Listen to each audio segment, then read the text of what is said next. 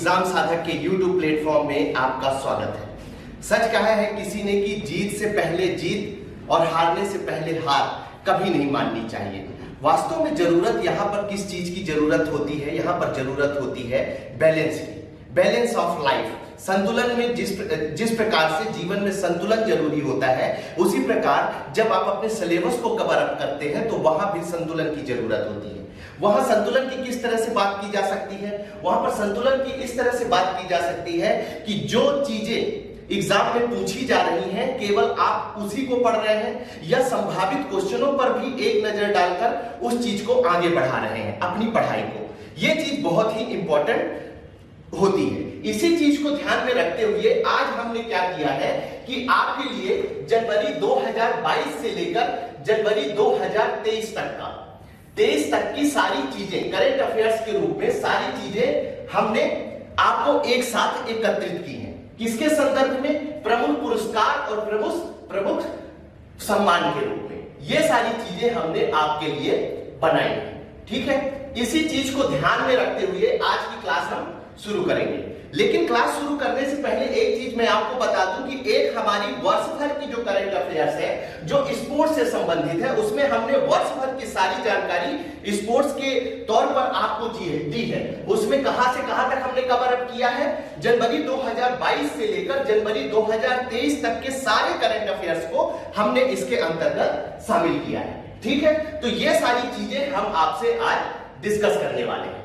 उसके बाद क्या है, हम क्लास शुरू कर रहे हैं उसके पहले हम आपको बता दें कि पुरस्कार और सम्मान की जो वर्ष भर की खबरें हैं उसको जो हम कवर अप करने वाले हैं उसका तरीका हमारा ऐसा रहने वाला है कि सबसे पहले हम इसे 3 भागों में बांट देते हैं। जितने भी पुरस्कार और सम्मान दिए गए हैं उसे हम 3 भागों में बांट देंगे।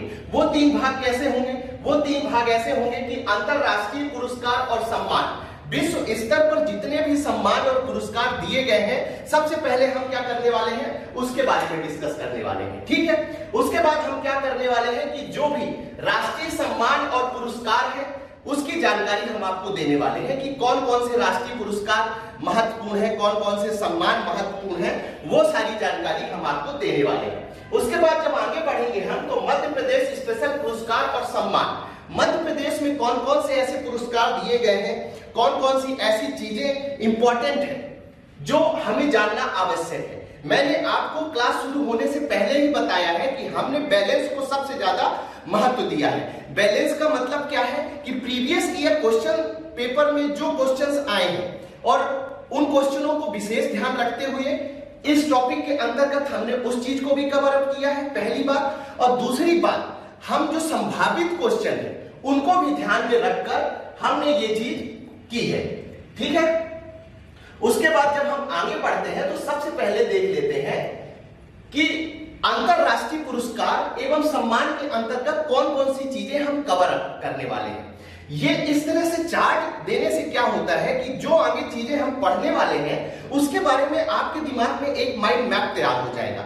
माइंड मैप इसलिए जरूरी होता है कि जैसे आपको रिवीजन करना हुआ या आपको पढ़ना हुआ तो उसके पहले सारी चीजें आपको पता होंगी कि कौन से इंपॉर्टेंट टॉपिक है जिन्हें हमें याद रखना जरूरी है, कौन से इंपॉर्टेंट क्वेश्चंस हैं जो आ सकते हैं, कौन से ऐसे संभावित क्वेश्चन हैं जो इस वीडियो में हमें प्राप्त होने वाले हैं। इसी चीज को ध्यान में रखते हुए हमने क्या किया है कि अंतरराष्ट्रीय पुरस्कार और सम्मान को हमने कुछ भागों में डिवाइड कर दिया है। जैसे गोल्डन ग्लोब पुरस्कार, इससे संबंधित चीजें हमसे पूछी जाती हैं एग्जाम में। आपको भी पता है कि कई सारे एग्जामों में इससे संबंधित क्वेश्चन आते हैं। तो सबसे पहले हम किसका कवर अप करेंगे? गोल्डन ग्लोब पुरस्कार के अंतर्गत। उसके बाद champions of the earth award के बारे में हम आपको कुछ जानकारी देने वाले हैं। आगे बढ़ेंगे तो ऑस्कर पुरस्कार, खासकर वनडे एग्जाम में ऑस्कर पुरस्कार से और एमपीपीएससी जैसे जो मध्य प्रदेश के लिए महत्वपूर्ण एग्जाम होते हैं उनमें इस तरह के पुरस्कार महत्वपूर्ण हो जाते हैं। आगे बढ़ते हैं तो अंतरराष्ट्रीय बुकर पुरस्कार और बुकर पुरस्कार, इन दोनों में क्या अंतर है उसे भी हम डिस्कस करेंगे और इसके बाद किसे मिला है वो चीजें हम सारी डिस्कस करने वाले हैं। उसके बाद हम आगे बढ़ेंगे तो बाफ्टा अवार्ड्स के बारे में आपको बहुत सारी जानकारी देने वाले हैं। मिस वर्ल्ड कौन है उनके बारे में जानकारी देने वाले हैं, एबल पुरस्कार के बारे में बताने वाले हैं, वार्षिक ग्रैमी अवार्ड्स के बारे में बताने वाले हैं। ये ऐसे अवार्डों की सूची है कि कहीं ना कहीं आपसे क्वेश्चन जरूर पूछे जाते हैं इनसे।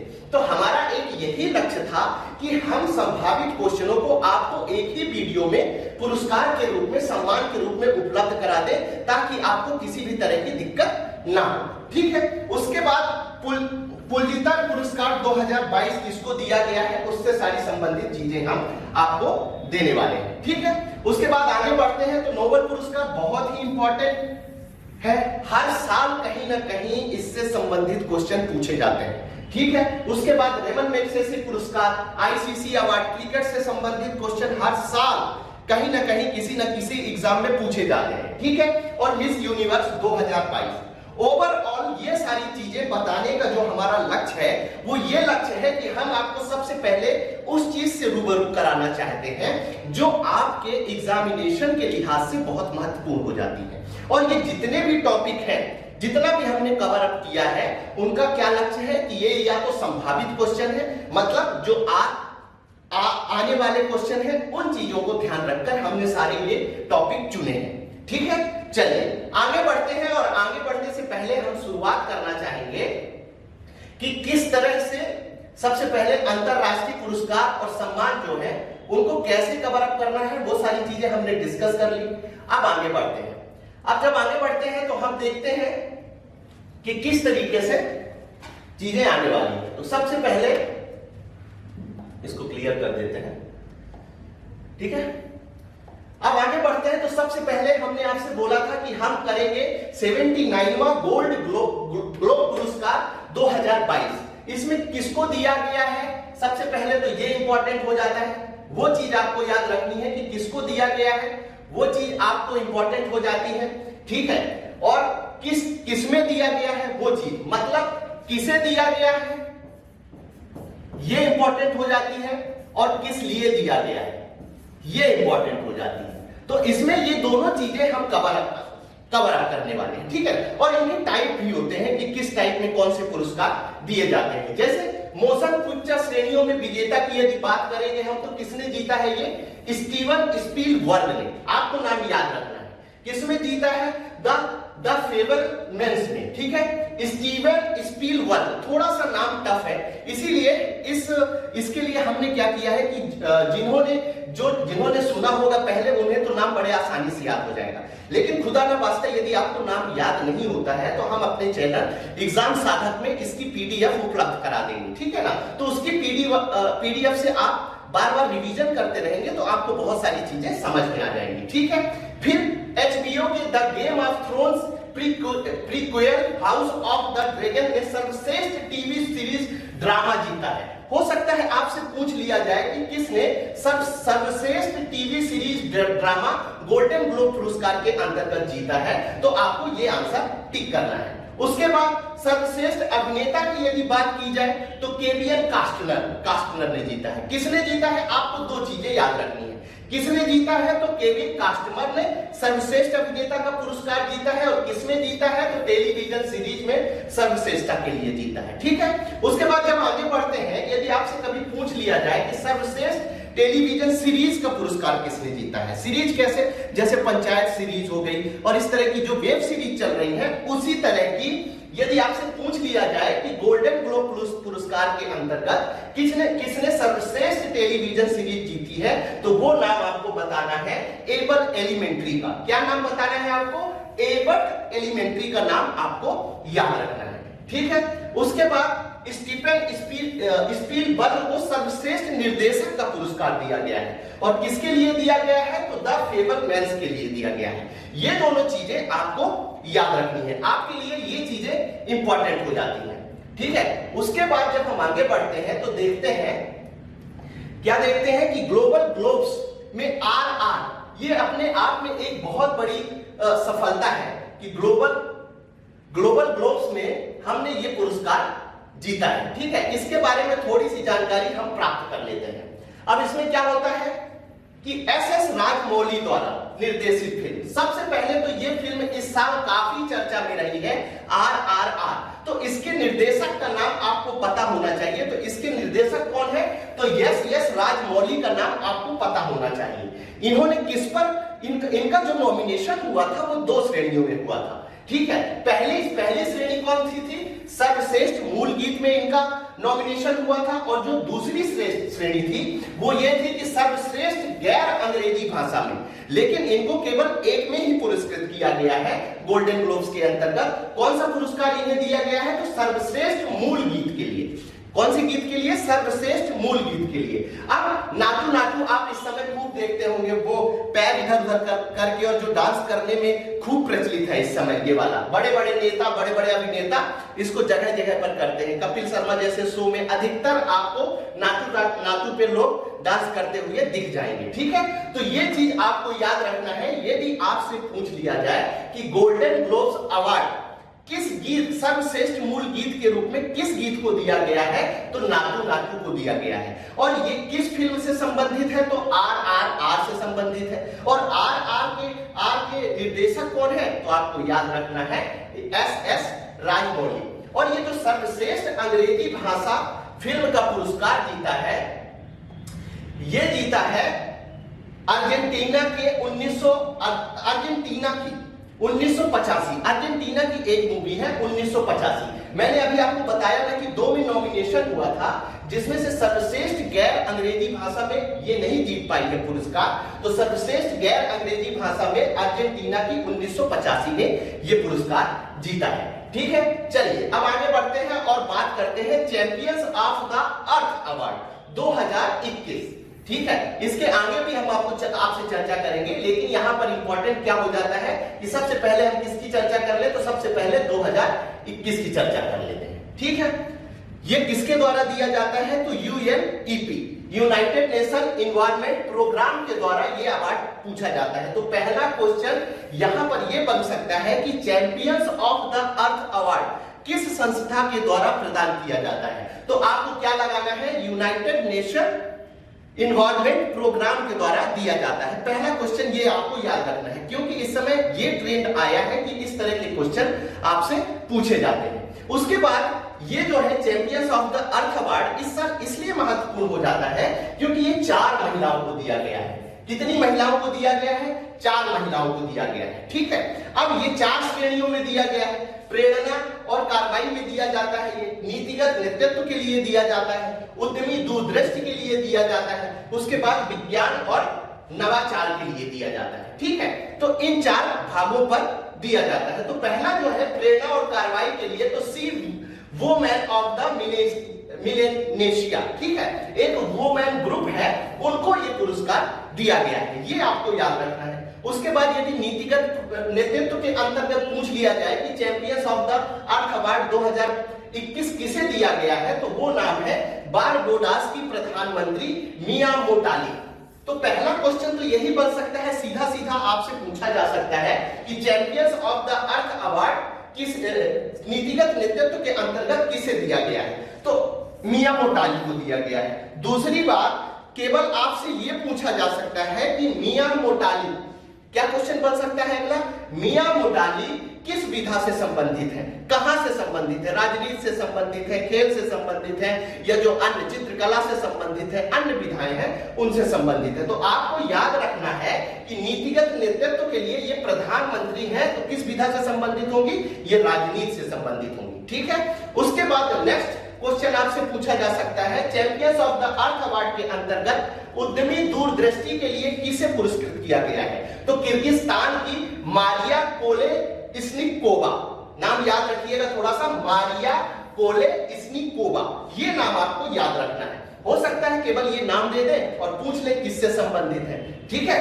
उसके बाद विज्ञान और नवाचार में तो युगांडा की ग्लैडिस कालेमा को ये पुरस्कार दिया गया है। तो champions of the earth award के बारे में आपको सारी जानकारी हमने दे दी।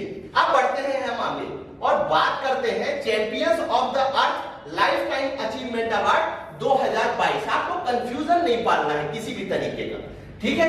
आपको किसी भी तरीके का कंफ्यूजन दिमाग पे नहीं पालना है, ठीक है, ये चीज याद रखनी है। चलिए अब आगे बढ़ते हैं और इसकी बात करते हैं। तो पहले ही मैंने आपको बता दिया है कि ये किसके द्वारा दिया जाता है, तो एक क्वेश्चन ये बन सकता है, ये यूएनईपी के द्वारा दिया जाता है, ठीक है। फिर उसके बाद 2021 के लिए ये अवार्ड ब्रिटेन के प्रसिद्ध प्रकृति संरक्षणवादी सर डेविड एटनबरो, ये नाम इंपॉर्टेंट है, 3 स्टार बना के आप नोट डाउन कर लीजिए कि सर डेविड एटनबरो किससे संबंधित है, तो आप आंसर कर सकते हो पर्यावरण के संरक्षण से संबंधित है, ठीक है। उसके बाद आगे बढ़ते हैं 2021 के लिए, 2022 में भले दिया गया है लेकिन कब के लिए दिया गया है, 2021 के लिए। थोड़ा सा मैं एक चीज आपको डिस्कस करके ये बताना चाहता हूं कि अवार्ड में कभी कभी क्या होता है, जैसे कोरोना, अभी 2 साल तक कोरोना रहा है, तो इस समय क्या हुआ है कि बहुत से अवार्ड नहीं दिए गए, ठीक है। तो इसके कारण कंफ्यूजन लोगों को क्या हो जाता है कि जिस साल दिया जाता है उसके पहले के ईयर में वो अवार्ड या उसके बाद के ईयर में वो अवार्ड दिया जाता है। तो थोड़ा सा ये जो सन देख के आपको मन में कंफ्यूजन किसी तरह का नहीं पालना है, ठीक है। ऊपर नीचे चीजें हो सकती हैं। उसके बाद वर्ष 2020 में जो है रॉबर्ट बुलार्ड को ये पुरस्कार दिया गया था। किसको दिया गया था, रॉबर्ट बुलार्ड को। इसीलिए मैं आपसे बार बार रिक्वेस्ट करता हूं कि आपको क्या चीज करनी है, आपको हमारी जो पीडीएफ है जो हमारे चैनल एग्जाम साधक में आप जाकर प्राप्त कर सकते हैं, जिसकी लिंक हमारे डिस्क्रिप्शन में दी हुई है, आप उस चैनल को ज्वाइन करिए और ये पीडीएफ आपको वहीं पर उपलब्ध हो जाएगी। तो आप वहां पर आराम से इन चीजों को बार बार रिवीजन करके और पढ़ सकते हैं। चलिए आगे बढ़ते हैं। अभी हम अंतरराष्ट्रीय पुरस्कार और सम्मान के बारे में चर्चा कर रहे हैं। मैंने आपको शुरू में 3 श्रेणियों में बांटा था। अंतरराष्ट्रीय स्तर पर कौन कौन से सम्मान पुरस्कार दिए गए, जिसके बारे में हम चर्चा कर रहे हैं। दूसरी बात, हमने राष्ट्रीय स्तर पर कौन कौन से सम्मान और पुरस्कार दिए गए उसकी चर्चा कर रहे हैं। और अंतिम में हमने मध्य प्रदेश से संबंधित कौन से पुरस्कार, कौन से सम्मान दिए गए उसके बारे में हम चर्चा कर रहे थे, ठीक है। तो अब हम बात करते हैं champions of the earth award 2022। और एक चीज मैं बता दूं कि ये अवार्ड आपके लिए बहुत महत्वपूर्ण हो जाता है। और क्यों महत्वपूर्ण हो जाता है उसकी बात बताता हूं। क्योंकि ये अवार्ड जो है भारतीय वन्यजीवी वैज्ञानिक, किसने जीता है, भारतीय वन्यजीवी वैज्ञानिक डॉक्टर पूर्णिमा देवी। 3 स्टार बनाइए, इसको नोट डाउन करने की, जहां भी आप नोट्स बना रहे हैं करंट अफेयर से संबंधित, ये नाम आप नोट डाउन कर लीजिए कि डॉक्टर पूर्णिमा देवी जो है champions of the earth award 2022 इन्हें प्रदान किया गया है। पहला क्वेश्चन तो यही सीधा सीधा उठाकर आपसे पूछा जा सकता है। और दूसरा क्वेश्चन क्या हो सकता है कि डॉक्टर पूर्णिमा देवी किससे संबंधित है, ये किस विधा से संबंधित है, किस क्षेत्र से संबंधित है, इस टाइप का कुछ क्वेश्चन पूछा जाता है। इसलिए इस तरह के नाम भी आपके लिए बहुत इंपॉर्टेंट हो जाते हैं, ठीक है। तो वन्यजीवी वैज्ञानिक से संबंधित है कौन, डॉक्टर पूर्णिमा देवी। ये चीज आपको याद रखना है। और ये पर्यावरण के संरक्षण क्षेत्र में ये अवार्ड दिया जाता है, ठीक है। उसके बाद जब हम आगे बढ़ते हैं तो आगे क्या देखते हैं, कौन सा अवार्ड आता है, ये आता है 94वें ऑस्कर पुरस्कार। कौन सा आता है, 94वें ऑस्कर पुरस्कार के बारे में हम आपसे बात करते हैं, ठीक है। अब क्या होता है, जैसे ऑस्कर पुरस्कार हो गए या फिल्म से संबंधित पुरस्कार हो गए, तो उसमें 2-3 चीजें महत्वपूर्ण हो जाती हैं। कौन कौन सी चीजें, किस फिल्म को दिया गया है, क्या पूछा जा सकता है आपको, किस फिल्म से दिया गया है, एक ये क्रम है पढ़ने का, ठीक है। उसके बाद यदि गहराई से कोई क्वेश्चन पूछा जाता है तो हो सकता है कि आप भी तुक्के का इस्तेमाल करें और जो आपका दूसरा कॉम्पिटिटर है वो भी तुक्के का इस्तेमाल करें, लेकिन जो सामान्य चीजें हैं वो गलत नहीं होनी चाहिए। जैसे यदि 94वें ऑस्कर पुरस्कार 2022 के बारे में आपसे पूछा जाए तो कम से कम सर्वश्रेष्ठ फिल्म के बारे में आपको पता होना चाहिए। उसके बाद सर्वश्रेष्ठ अभिनेता कौन है, एक्टर कौन है, उसके बारे में आपको पता होना चाहिए। उसके बाद सर्वश्रेष्ठ अभिनेत्री कौन है उसके बारे में आपको पता होना चाहिए। और कौन सी फिल्म को, कौन से डायरेक्टर को सर्वश्रेष्ठ डायरेक्टर घोषित किया गया है, पुरस्कार से सम्मानित किया गया है। तो कम से कम किसी भी पुरस्कार का ये 4 चीजें आधार होती हैं और इनके बारे में आपको जरूर पता होना चाहिए, ठीक है। चलिए, तो सबसे पहले एक नजर, ज्यादा इधर उधर भटकने की जरूरत नहीं है और कुछ चीजें हमें इसके अंतर्गत प्राप्त कर लेनी है, ठीक है। यदि आपसे पूछा जाए, हो सकता है कभी 94वें ऑस्कर पुरस्कार 2022 के नाम से पूछा जाए, कौन सा पूछा जाए, ये संख्या भी आपको याद रखनी है। 94वें ऑस्कर पुरस्कार है, 94, ठीक है। उसके बाद सर्वश्रेष्ठ फिल्म यदि आपसे पूछी जाए कि कौन सी है, तो कोडा फिल्म है। कौन सी फिल्म है, कोडा। आपको याद रखना है, किसी भी तरह का कर लीजिए कि इस बार जो है सर्वश्रेष्ठ कोड़ा मार के कोड़ा फिल्म को दिया गया है, जो आपसे बने। क्योंकि मैं पिछली क्लास में भी बोला था आप लोगों से और इस क्लास में भी आप लोगों से बोल रहा हूं कि हर आदमी का याद करने का अपना एक अलग तरीका होता है। हम आपको चीजें उपलब्ध कराएंगे और उसे कैसे याद रखना है ये चीजें आपके ऊपर डिपेंड करेंगी, ठीक है। और उसके बाद इस फिल्म का निर्देशक, दो चीजें आपको याद रखनी है। पहला क्या याद रखना है कि फिल्म कौन सी दी गई है, ये चीज याद रखनी है। और दूसरी चीज आपको याद रखनी है कि उस फिल्म का निर्देशक कौन है। और सेम चीज यही अपनाना है आपको जब अपन बात करेंगे अभिनेता या अभिनेत्री की, तो उसमें भी आपको यही दो चीजें, तीन चीजें याद रखनी है कि कौन फिल्म के सबसे बड़े अभिनेता है तो कौन सी फिल्म के, ठीक है। अब जैसे मैंने आपको बताया 94 ऑस्कर पुरस्कार यदि आपसे पूछा जाता है कि इसमें सर्वश्रेष्ठ फिल्म कौन सी चुनी गई है तो आपको कोडा फिल्म पे टिक करना है, ठीक है। उसके बाद जब आगे बढ़ेंगे तो उसके निर्देशक कौन है, तो सियान हेडर का नाम आपको याद रखना है। क्या नाम याद रखना है, सियान हेडर। हो सकता है एक बार में नाम याद ना हो, ठीक है, आप पीडीएफ का प्रयोग करके नाम याद रखिए। उसके बाद सर्वश्रेष्ठ अभिनेता की यदि बात की जाए तो विल स्मिथ को दिया गया है।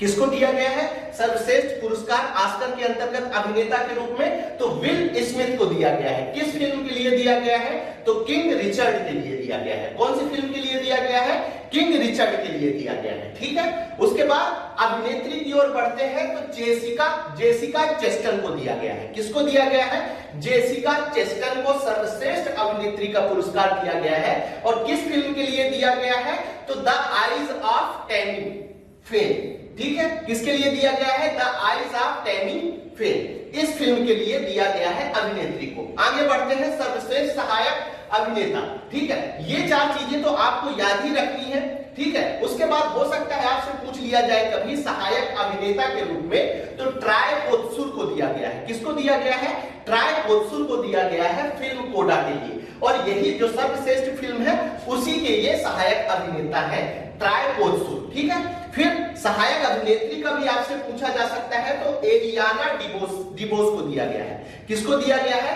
एलियाना डिबोस। और फिल्म कौन सी है, तो वेस्ट साइड स्टोरी, ठीक है। आगे बढ़ते हैं एनिमेटेड फिल्म यदि आपसे पूछ ली जाए कि सर्वश्रेष्ठ एनिमेटेड फिल्म कौन सी है, तो एनकैंटो है। कौन सी है, एनकैंटो, याद रखिएगा नाम, फिर से अपने आप को मैं रिपीट कर रहा हूं। सर्वश्रेष्ठ एनिमेटेड फिल्म यदि आपसे पूछी जाए कि कौन सी है, तो एनकैंटो फिल्म का नाम आपको याद रखना है। आगे बढ़ते हैं सर्वश्रेष्ठ निर्देशक फिल्म कौन सी है, मतलब निर्देशक का पुरस्कार कौन सी फिल्म को दिया गया है, तो the power of the dog. ये the power of the dog है, बहुत इंपॉर्टेंट फिल्म है, आपको याद रखना है। अभी जब आगे पढ़ेंगे तो कई जगह आपको ये नाम मिलने वाला है। जेन कैम्पियन इसके निर्देशक है।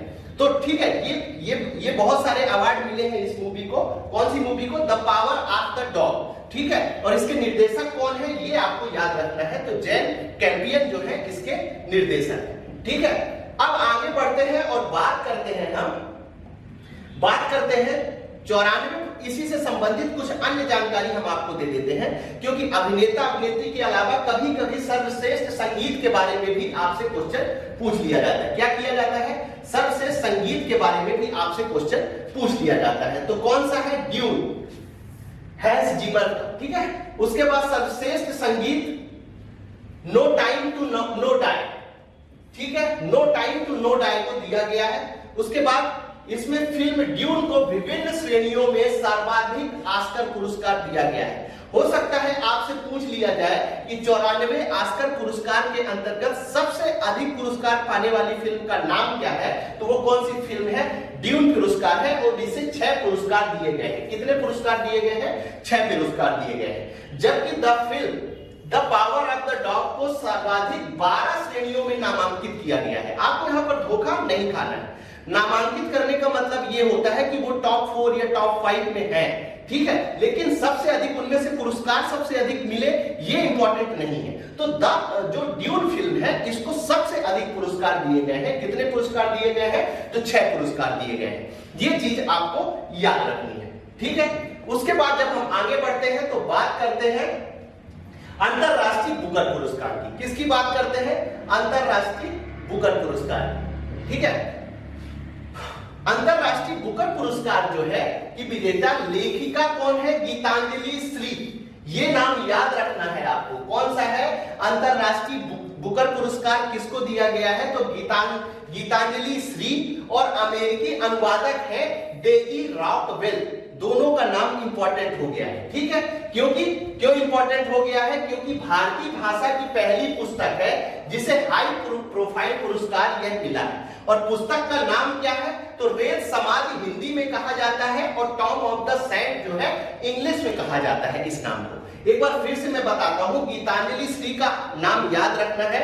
इनकी पुस्तक कौन सी है? रेत समाज, या हो सकता है टॉम ऑफ सैंड के नाम से भी ये आपसे पूछ लिया जाए, ठीक है। यह पुस्तक मूल रूप से हिंदी में लिखी गई है, इसलिए इसके बारे में जानकारी होना आपके लिए और अधिक महत्वपूर्ण हो जाता है, ठीक है।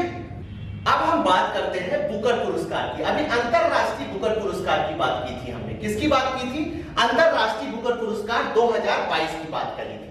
अब बुकर पुरस्कार किसने जीता है? तो श्रीलंकाई लेखक सेहान करुणातिलका ने जीता है। किसने जीता है? सेहान करुणातिलका ने। और इसलिए भी इंपॉर्टेंट हो जाता है क्योंकि 2022 में श्रीलंका बहुत अधिक चर्चा में रहा है। ये चीज आपको याद रखनी है, ठीक है। कौन से उपन्यास में?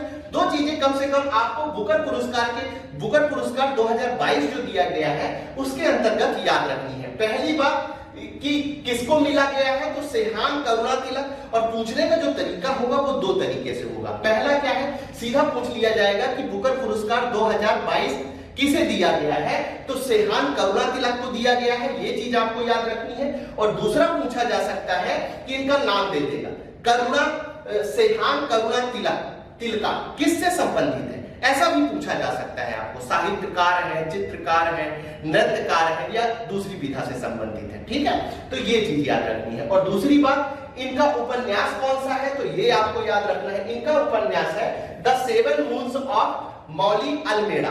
क्या है? फिर से मैं अपने आप को रिपीट कर रहा हूं, the seven moons of Maali Almeida. ये नाम आपको याद रखना है। आगे बढ़ते हैं तो इस उपन्यास में जो है, कौन सा उपन्यास? The seven moons of Maali Almeida में गृह युद्ध जो हुआ है श्रीलंका में उसके बारे में, ठीक है। और वहां पर किस तरह से तबाही हुई है, लोगों पर कितना अत्याचार किया गया है, इन सारे विषयों को ध्यान में रखते हुए सेहान करुणातिलका ने कौन सा उपन्यास लिखा है? The seven moons of Maali Almeida लिखा है, ठीक है। उसके बाद जो है अंतरराष्ट्रीय मान बुकर पुरस्कार जो है वो 2 साल में विश्व के किसी भी उपन्यासकार को दिया जाता है। यहां पर आपको अंतर समझने की जरूरत है।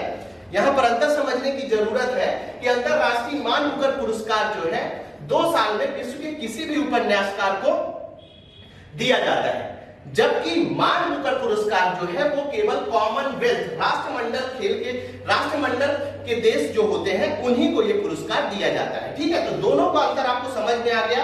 अंतरराष्ट्रीय मान बुकर पुरस्कार वो याद रखना है आपको, ये विश्व स्तर के उपन्यासकार को दिया जाता है। और उसके बाद मान बुकर पुरस्कार है केवल मान बुकर पुरस्कार, उसमें अंतरराष्ट्रीय शब्द इस्तेमाल नहीं किया गया है। तो ये केवल राष्ट्रमंडल के देशों के कथाकारों को, उपन्यासकारों को ही दिया जाता है, ठीक है। बातें क्लियर हो रही हैं सारी?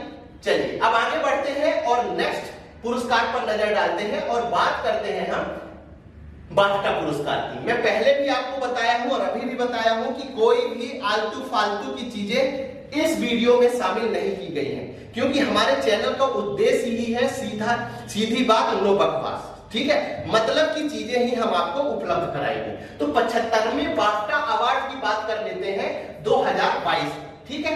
अब उसके पढ़ने का तरीका क्या होगा? वही होगा। सर्वश्रेष्ठ फिल्म पुरस्कार कौन सा है? मैंने आपको एक नाम बताया था, the power of the dog. ये नाम आपको याद रखना है। इस बार इसने काफी पुरस्कार, खासकर फिल्म से संबंधित जो पुरस्कार हैं, काफी पुरस्कार किस फिल्म को मिले हैं? The power of the dog को मिले हैं, ठीक है। तो कभी भी ऐसी स्थिति बनती है कि आपको तुक्का मारना पड़े, तो याद रखिएगा कि the power of the dog पुरस्कार पर आपको तुक्का मारना है। इसके बाद अभिनेता का पुरस्कार किसको मिला है? सर्वश्रेष्ठ अभिनेता का 75वां बाफ्टा अवार्ड किसको मिला है? तो आपको विल स्मिथ जी का नाम याद रखना है। किसका नाम याद रखना है? विल स्मिथ का।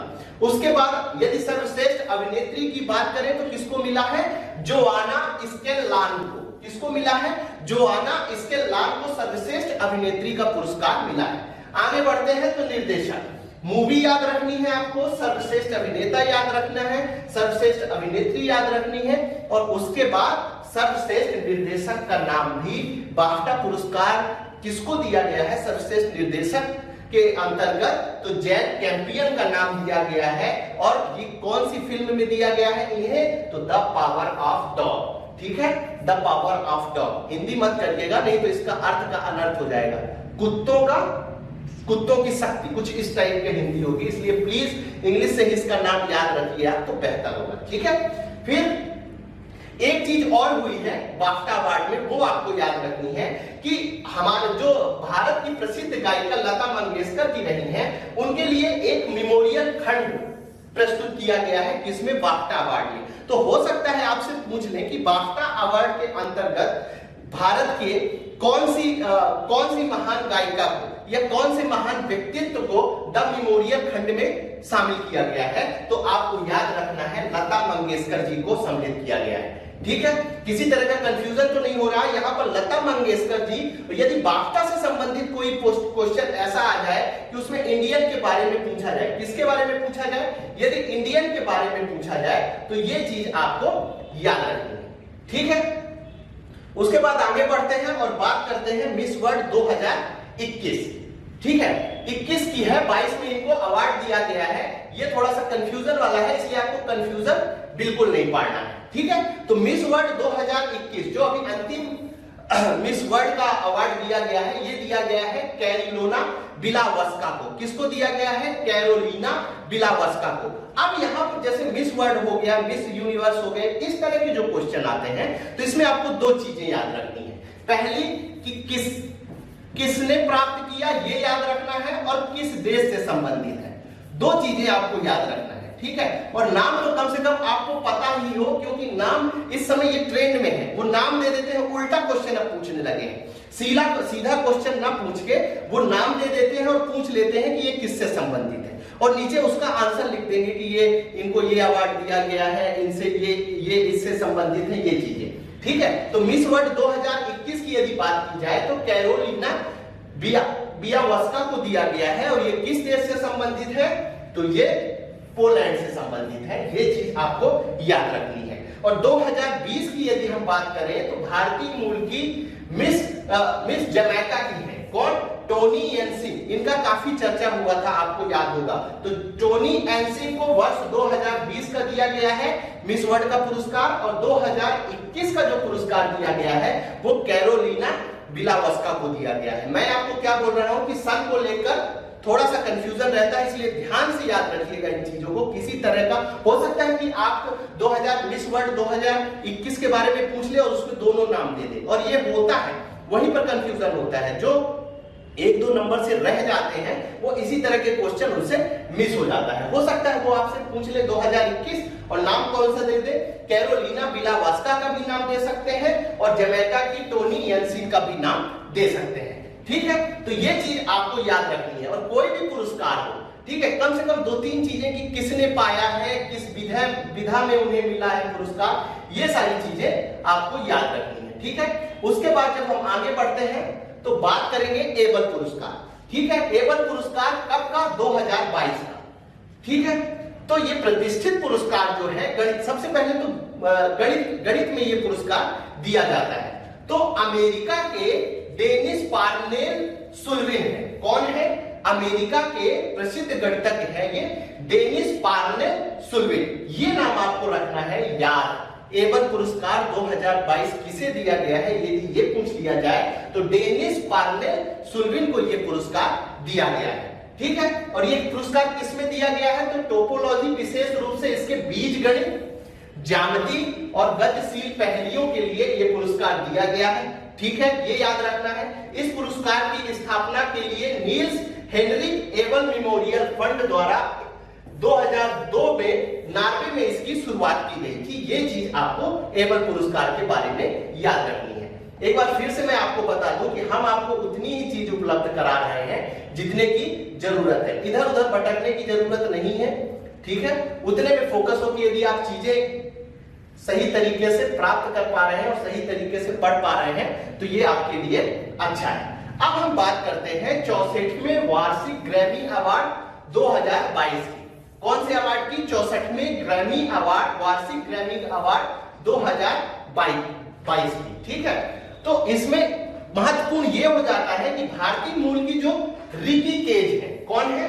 भारतीय मूल की रिकी केज है, और उनके साथ स्वीवर्ट कोपलैंड ने, ठीक है ना, डिवाइन टाइट्स के लिए सर्वश्रेष्ठ नई एल्बम का पुरस्कार इन्हें मिला है। ठीक है ना, ग्रैमी अवार्ड वैसे भी संगीत से संबंधित होता है, ये चीज आपको याद रखना है। तो हो सकता है सबसे बड़ा पुरस्कार होता है, और ये भारतीय मूल की है, रिकी केज। तो यहां पर पूछने का दो तरीका हो सकता है। पहला, वो आपसे क्या पूछ सकते हैं कि रिकी केज किससे संबंधित है? ठीक है, सिंगर है, डांसर है, पॉलिटिशियन है, या दूसरी विधा से है? तो आपको ये रिकी केज का ये एक काम करिए, 3 स्टार बना के आप इनका नाम नोट डाउन कर लीजिए। ठीक है, उसके बाद रिकी केज की ये दूसरा ग्रैमी अवार्ड है उनके लाइफ का। ठीक है, उसके बाद भारतीय मूल की फाल्गुनी शाह ने एक कलरफुल वर्ल्ड के लिए सर्वश्रेष्ठ बाल संगीत एल्बम श्रेणी का पुरस्कार जीता है। ये भी भारतीय मूल के हैं। तो दो नाम आपको याद रखना है वार्षिक ग्रैमी अवार्ड से। पहला नाम रिकी केज का नाम याद रखना है, और दूसरा जो महत्वपूर्ण नाम है वो है फाल्गुनी शाह का नाम याद रखना है। बाल संगीत एल्बम की श्रेणी में इन्हें सर्वश्रेष्ठ पुरस्कार प्रदान किया गया है। ठीक है, तो ये चीज आपको याद रखनी है। अब आगे बढ़ते हैं नेक्स्ट की ओर, देखते हैं। इसी में आगे बढ़ते हैं तो देख लेते हैं कि किनको कौन सा अवार्ड मिला है। ठीक है, तो अब बात करते हैं, एक पाकिस्तान गायिका है अरुण आफ्ताब। क्या नाम याद रखना है आपको? अरुण आफ्ताब। ठीक है, इनके लिए मोहब्बत नाम के इन्होंने एक गाना लिखा है, उसमें इन्हें सर्वश्रेष्ठ वैश्विक संगीत प्रदर्शन श्रेणी में पुरस्कृत किया गया है। ठीक है, ये नाम भी इंपॉर्टेंट है, हो सकता है आपसे पूछ लिया जाए। उसके बाद रिकॉर्ड ऑफ द ईयर, यदि आपसे पूछ लिया जाए कि किसे दिया गया है, तो लीव द डोर ओपन। किसे दिया गया है? Leave the door open, silk sonic की है, लीव द डोर ओपन को दिया गया है। ये बात याद रखनी है आपको। दूसरी बात, एल्बम ऑफ द ईयर का अवार्ड किसे दिया गया है? वी ऑल को। किसे दिया गया है? वी ऑल को, जिसका संगीतकार कौन है? जैन बैटिस्ट। कौन है संगीतकार? जैन बैटिस्ट। उन्होंने वी आर लिखा है, और इसी को एल्बम ऑफ द ईयर के अवार्ड से सम्मानित किया गया है। फिर सॉन्ग ऑफ द ईयर यदि आपसे पूछ लिया जाए तो थोड़ा सा उसके बारे में भी आपको पता होना चाहिए। तो लीव द डोर ओपन। ठीक है, अब इसको हिंदी मत करिएगा, नहीं तो अर्थ का अनर्थ हो जाएगा। दरवाजा खुला छोड़ दीजिए, कुछ इस टाइप की चीज होगी। ठीक है, तो आपको याद रखना है song of the year, leave the door open. Best new artist Olivia Rodrigo को दिया गया है। किसको दिया गया है? बेस्ट न्यू आर्टिस्ट में ओलिवियो रोड्रिगा को दिया गया है। ठीक है, ये चीज आपको याद रखनी है। अब आगे बढ़ते हैं और बात करते हैं नेक्स्ट अवार्ड की। नेक्स्ट अवार्ड क्या हो जाता है? तो पुलित्जर पुरस्कार 2022। कौन सा पुरस्कार? ये भी बहुत इंपॉर्टेंट है और इससे भी क्वेश्चन पूछे जाते हैं। ठीक है, तो आपको ये चीज याद रखनी है, पुलित्जर पुरस्कार 2022। सबसे पहले तो आपको यही याद रखनी है कि ये पुरस्कार 2017 में शुरू किया गया था। तो सबसे इंपॉर्टेंट क्योंकि इसमें से कई बार क्वेश्चन पूछा गया है कि पुलित्जर पुरस्कार कब शुरू किया गया था, तो आपको याद रखना है 1917 में ये पुरस्कार शुरू किया गया था। कब शुरू किया गया था? 1917 में। पहला क्वेश्चन ये बनता है, और दूसरा क्वेश्चन ये बनता है कि ये पुरस्कार किससे संबंधित है। तो आपको याद रखना है दूसरी बात कि ये पत्रकारिता से संबंधित है। ये चीज भी आपको याद रखनी है। ठीक है, इसके बाद इस बार जो है 4 भारतीयों को दिया गया है, और वो फोटोग्राफर है। ठीक है, तो थोड़ा सा उनका नाम याद रखना आपके लिए इंपॉर्टेंट हो जाता है। ठीक है, अब कौन कौन से नाम है वो देख लेते हैं। तो अदनान आबदी है और सना इरशाद मट्टू, ये दो इंपॉर्टेंट नाम है। सना इरशाद मट्टू जो है ये महिला है। ठीक है, इसलिए इनका नाम याद रखना आपके लिए जरूरी हो जाता है। ठीक है, अब आगे बढ़ते हैं और देखते हैं। अब बात कर लेते हैं नोबेल पुरस्कार। ठीक है, नोबेल पुरस्कार की बात कर लेते हैं। नोबेल पुरस्कार 2022। ठीक है, वो सारी चीजें, इसके बैकग्राउंड के बारे में लगभग सभी लोगों को पता होता है, और यदि वो सारी चीजें बताएंगे तो क्लास हो सकता है थोड़ा सा लंबी हो जाए। इसलिए 2022 में किसको, किस क्षेत्र में किसको कौन सा पुरस्कार दिया गया है, वो चीजें हम डिस्कस करेंगे। अब यहाँ पर आपको क्या चीजें याद रखनी है? पहला आपको याद रखना है कि पुरस्कार किस क्षेत्र में दिया गया है। पहले क्या याद रखना है? किस क्षेत्र में दिया गया है। फिर दूसरा याद रखना है किसको दिया गया है, क्या याद रखना है आपको, किसको दिया गया है। और तीसरी बात याद रखना है जिसको दिया गया है कौन से देश से संबंधित है, कौन से देश से संबंधित है। ये सारी चीजें आपको याद रखनी है। ठीक है, समझ में आ रहा है आपको चीजें?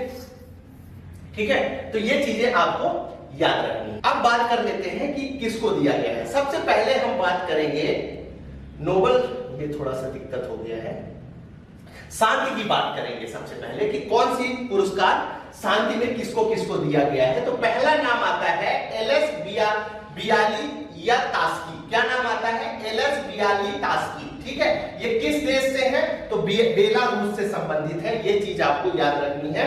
और नोबेल का शांति पुरस्कार इन्हें दिया गया है। 3 लोगों को शांति का पुरस्कार इस बार दिया गया है, तो ये चीज आपको याद रखनी है। ठीक है, उसके बाद शांति का एक मेमोरियल संस्था है और उस संस्था का क्या नाम है? ह्यूमन राइट्स ऑर्गेनाइजेशन मेमोरियल, जो कहां की है? रूस की है। देश भी याद रखना है आपको, इसको भी नोबेल शांति पुरस्कार दिया गया है। और उसके बाद सेंटर फॉर सिविल लिबर्टी संस्था जो है, जो यूक्रेन की है, उसको भी ये पुरस्कार दिया गया है। ठीक है, उसके बाद जब हम आगे बढ़ते हैं तो देखते हैं नेक्स्ट पुरस्कार पर नजर डालते हैं। मैं एक बार फिर से आपको बता दूं कि इसकी पीडीएफ हमारे चैनल पर आपको मिल जाएगी, जिसका नाम है एग्जाम साधक। आप वहां जाकर प्राप्त कर सकते हैं। ठीक है, उसके बाद साहित्य की पुरस्कार की बात कर ले। नोबेल पुरस्कार 2022 की तो एनी एनॉक्स को दिया गया है। किसको दिया गया है साहित्य का पुरस्कार? एनी एनॉक्स को दिया गया है। साहित्य का पुरस्कार एनी एनॉक्स को दिया गया है, जो किस देश से संबंधित है? ये फ्रांस से संबंधित है। ठीक है, उसके बाद भौतिकी का नोबेल 3 लोगों को दिया गया है, वो आपको याद रखना है। भौतिकी का पुरस्कार किसको? 2 लोगों को दिया गया है। एक है, माफ करिएगा, 2 लोगों को दिया गया है, जॉन एफ क्लॉसर। क्या नाम है? जॉन एफ क्लॉसर, जो अमेरिका से है, इनको दिया गया है। उसके बाद नोबेल भौतिकी दिया गया है एंटोन जिलिंगर को भी, जो ऑस्ट्रिया से है, नोबेल पुरस्कार दिया गया है। और उसके बाद जॉन एफ क्लेसर भी है, इन्हें भी दिया गया है। 3 लोगों को दिया गया है। माफ करिएगा, थोड़ा सा दिक्कत हो गई है। भौतिकी का 3 लोगों को दिया गया है। एलन एस्पेक्ट याद रखना है आपको। ठीक है, बात करते हैं अब नोबेल साहित्य की। साहित्य में किसको दिया गया है? तो एनी एनॉक्स को दिया गया है। और रसायन में भी 3 लोगों को शामिल किया गया है। ये चीज थोड़ा सा आपको याद रखनी है। ठीक है, चलिए बात करते हैं अब नोबेल साहित्य का। यदि आपसे पूछा जाए तो एनी एनॉक्स को दिया गया है, जो कहां से संबंधित है? जो फ्रांस से संबंधित है। उसके बाद नोबेल रसायन की बात करेंगे तो कैरोलीन बार्टोजी को दिया गया है, जो कहां से है? अमेरिका से है। उसके बाद बैरी सार्कलेस को नोबेल पुरस्कार रसायन का दिया गया है, जो कहां से है? अमेरिका से है। उसके बाद मोर्टन मेल्डर को यह पुरस्कार दिया गया है, जो डेनमार्क के हैं, इन्हें भी नोबेल रसायन का पुरस्कार दिया गया है। और किस सब्जेक्ट में दिया गया है? तो क्लिक केमिस्ट्री एवं बायो ऑर्थोगोनल केमिस्ट्री के विकास के लिए इन तीनों को रसायन का पुरस्कार प्रदान किया गया है। ठीक है, उसके बाद आगे बढ़ते हैं, आगे देख लेते हैं हम भौतिकी के बारे में। भौतिकी का पुरस्कार किसको दिया? जब हम बात करते हैं नोबेल भौतिकी में किसको दिया गया है, तो आपको याद रखना है फ्रांस के हैं एलन एस्पेक्ट को भौतिकी का दिया गया है। उसके बाद जॉन एफ क्लॉसर को अमेरिका के हैं, जो इन्हें नोबेल भौतिकी दिया गया है। 2022 की सूची में इन्हें रखा गया है। उसके बाद भौतिकी का पुरस्कार एंटोन जिलिंगर को दिया गया है और ये ऑस्ट्रिया से संबंधित है। ठीक है, तो ये तीनों नाम आपको याद रखना है यदि आपसे पूछा जाए नोबेल पुरस्कार भौतिकी में किसे प्रदान किया गया है। ठीक है, तो ये नाम आपको याद रखना है। उसके बाद जब हम आगे बढ़ते हैं, भौतिकी में अन्य नाम देख लेते हैं। भौतिकी में चिकित्सा में किसे मिला है और अर्थशास्त्र में किसे मिला है, ये चीज भी हम देख लेते हैं। ठीक है, तो अब नोबेल चिकित्सा में यदि आपसे बात की जाए तो स्वांते पैबो को मिला है। किसको मिला है? स्वांते पैबो को मिला है। वो किस देश से संबंधित है? तो स्वीडन से संबंधित है। उसके बाद जब अर्थशास्त्र की बात करेंगे तो 3 लोगों को अर्थशास्त्र का पुरस्कार मिला है, ये भी आपको याद रखना है। तो बेन बर्नार्ड के को मिला है और ये कहां से संबंधित है? ये अमेरिका से संबंधित है। उसके बाद डगलस डायमंड, बहुत अच्छा नाम है, डगलस डायमंड अमेरिका के हैं, इन्हें भी अर्थशास्त्र का नोबेल मिला है। आगे बढ़ते हैं तो फिलिप डायर विगो, क्या है, फिलिप डायर विगो को मिला है, ये अमेरिका के हैं और इन्हें भी नोबेल पुरस्कार दिया गया है। ठीक है, उसके बाद जब बात करते हैं हम आगे बढ़ते हैं नोबेल पुरस्कारों के बारे में ही। नोबेल पुरस्कारों के बारे में जब बात करते हैं तो ठीक है, नोबेल पुरस्कार के यहां तक अवार्ड हो गए हैं। ठीक है, अब हम आगे बढ़ते हैं और बात करते हैं 64वां रेमन मैगसेसे अवार्ड के बारे में। किसके बारे में बात करते हैं?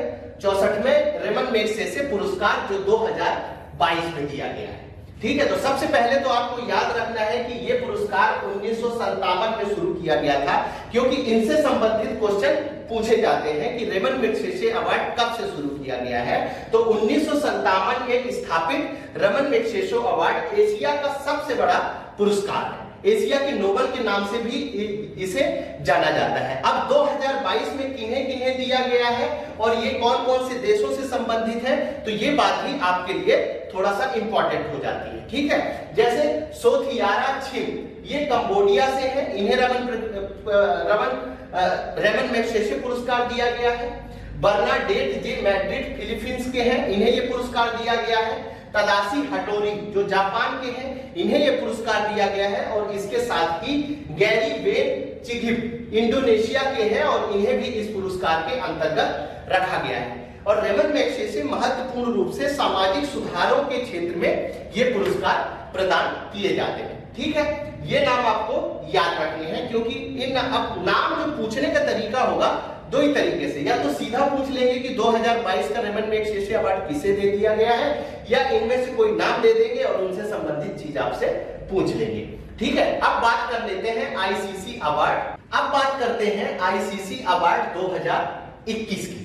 ठीक है, आईसीसी अवार्ड आपको धोखा नहीं खाना है, हम 21 के बारे में भी आपको जानकारी देंगे और 22 के बारे में भी, इसलिए बहुत अधिक कंफ्यूजन मन में नहीं पालना है, बड़े ध्यान से। मैंने आपको क्या बोला कि अवार्ड में सबसे ज्यादा कंफ्यूजन जो पैदा होता है वो ईयर को लेकर होता है, वर्ष को लेकर होता है, ये चीज आपको याद रखनी है। ठीक है, तो सर्वश्रेष्ठ महिला खिलाड़ी यदि आपसे पूछ लिया जाए तो इन्हें, और आईसीसी अवार्ड में जो महिलाओं को सर्वश्रेष्ठ पुरस्कार दिया जाता है उस ट्रॉफी को क्या कहा जाता है?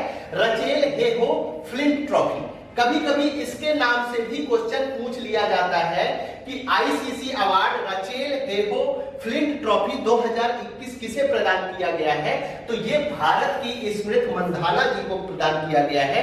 ये चीज आपको याद रखनी है, किसको प्रदान किया गया है? स्मृति मंधाना जी को यह पुरस्कार प्रदान किया गया है। वर्ष का सर्वश्रेष्ठ टेस्ट खिलाड़ी यदि पूछा जाए पुरुष में तो किसे दिया गया है? जो रूट। और जो रूट किस देश से संबंधित है? तो इंग्लैंड से संबंधित है। जिन्हें क्रिकेट में इंटरेस्ट है उनके लिए तो ये ज्यादा टफ नहीं होगा, लेकिन जो क्रिकेट से वास्ता नहीं रखते हैं दूर दूर तक, उनके लिए थोड़ा सा ये नाम टफ होने वाले हैं। तो उसका एक ही तरीका है कि आप हमारे चैनल पर जाइए एग्जाम साधक में और वहां से इसकी पीडीएफ प्राप्त कर लीजिए। ठीक है, उसके बाद वर्ष का सर्वश्रेष्ठ एक दिवसीय खिलाड़ी यदि पुरुष पूछा जाए 2021 में, तो आपको क्या टिक करना है? आपको बाबर आजम टिक करना है जो पाकिस्तान से संबंधित है। वर्ष का सर्वश्रेष्ठ टी20 खिलाड़ी पुरुष में यदि पूछा जाए 2021 में, याद रखिएगा वर्ष में कंफ्यूजन आपको किसी भी तरीके से नहीं पालना है, तो मोहम्मद रिजवान को दिया गया है जो पाकिस्तान से संबंधित है। वर्ष का उभरता हुआ खिलाड़ी पुरुष में कौन है? तो जर्मन मलान को दिया गया है, ये दक्षिण अफ्रीका में है। 2021 की बात कर रहा हूं, इस चीज को दिमाग से बिल्कुल मत निकालिएगा। वर्ष की सर्वश्रेष्ठ एक दिवसीय खिलाड़ी महिला यदि पूछ लिया जाए तो ली जेले ली है जो दक्षिण अफ्रीका से संबंधित है और इन्हें यह पुरस्कार दिया गया है। ठीक है, उसके बाद आगे बढ़ते हैं और बात कर लेते हैं कुछ अन्य चीजों की, कुछ अन्य बातों की चर्चा कर लेते हैं। 21 के बारे में ही अभी हम देख रहे हैं। वर्ष का सर्वश्रेष्ठ टी20 खिलाड़ी यदि आपसे पूछा जाए महिला में तो टैमी ब्यूमोंट को दिया गया है जो इंग्लैंड की है। सर्वश्रेष्ठ उभरती खिलाड़ी का नाम यदि महिला में पूछा जाए तो फातिमा सना का नाम आ जाता है। उसके बाद सर्वश्रेष्ठ अंपायर का नाम यदि आपसे पूछा जाए तो मराइस इरास्मस।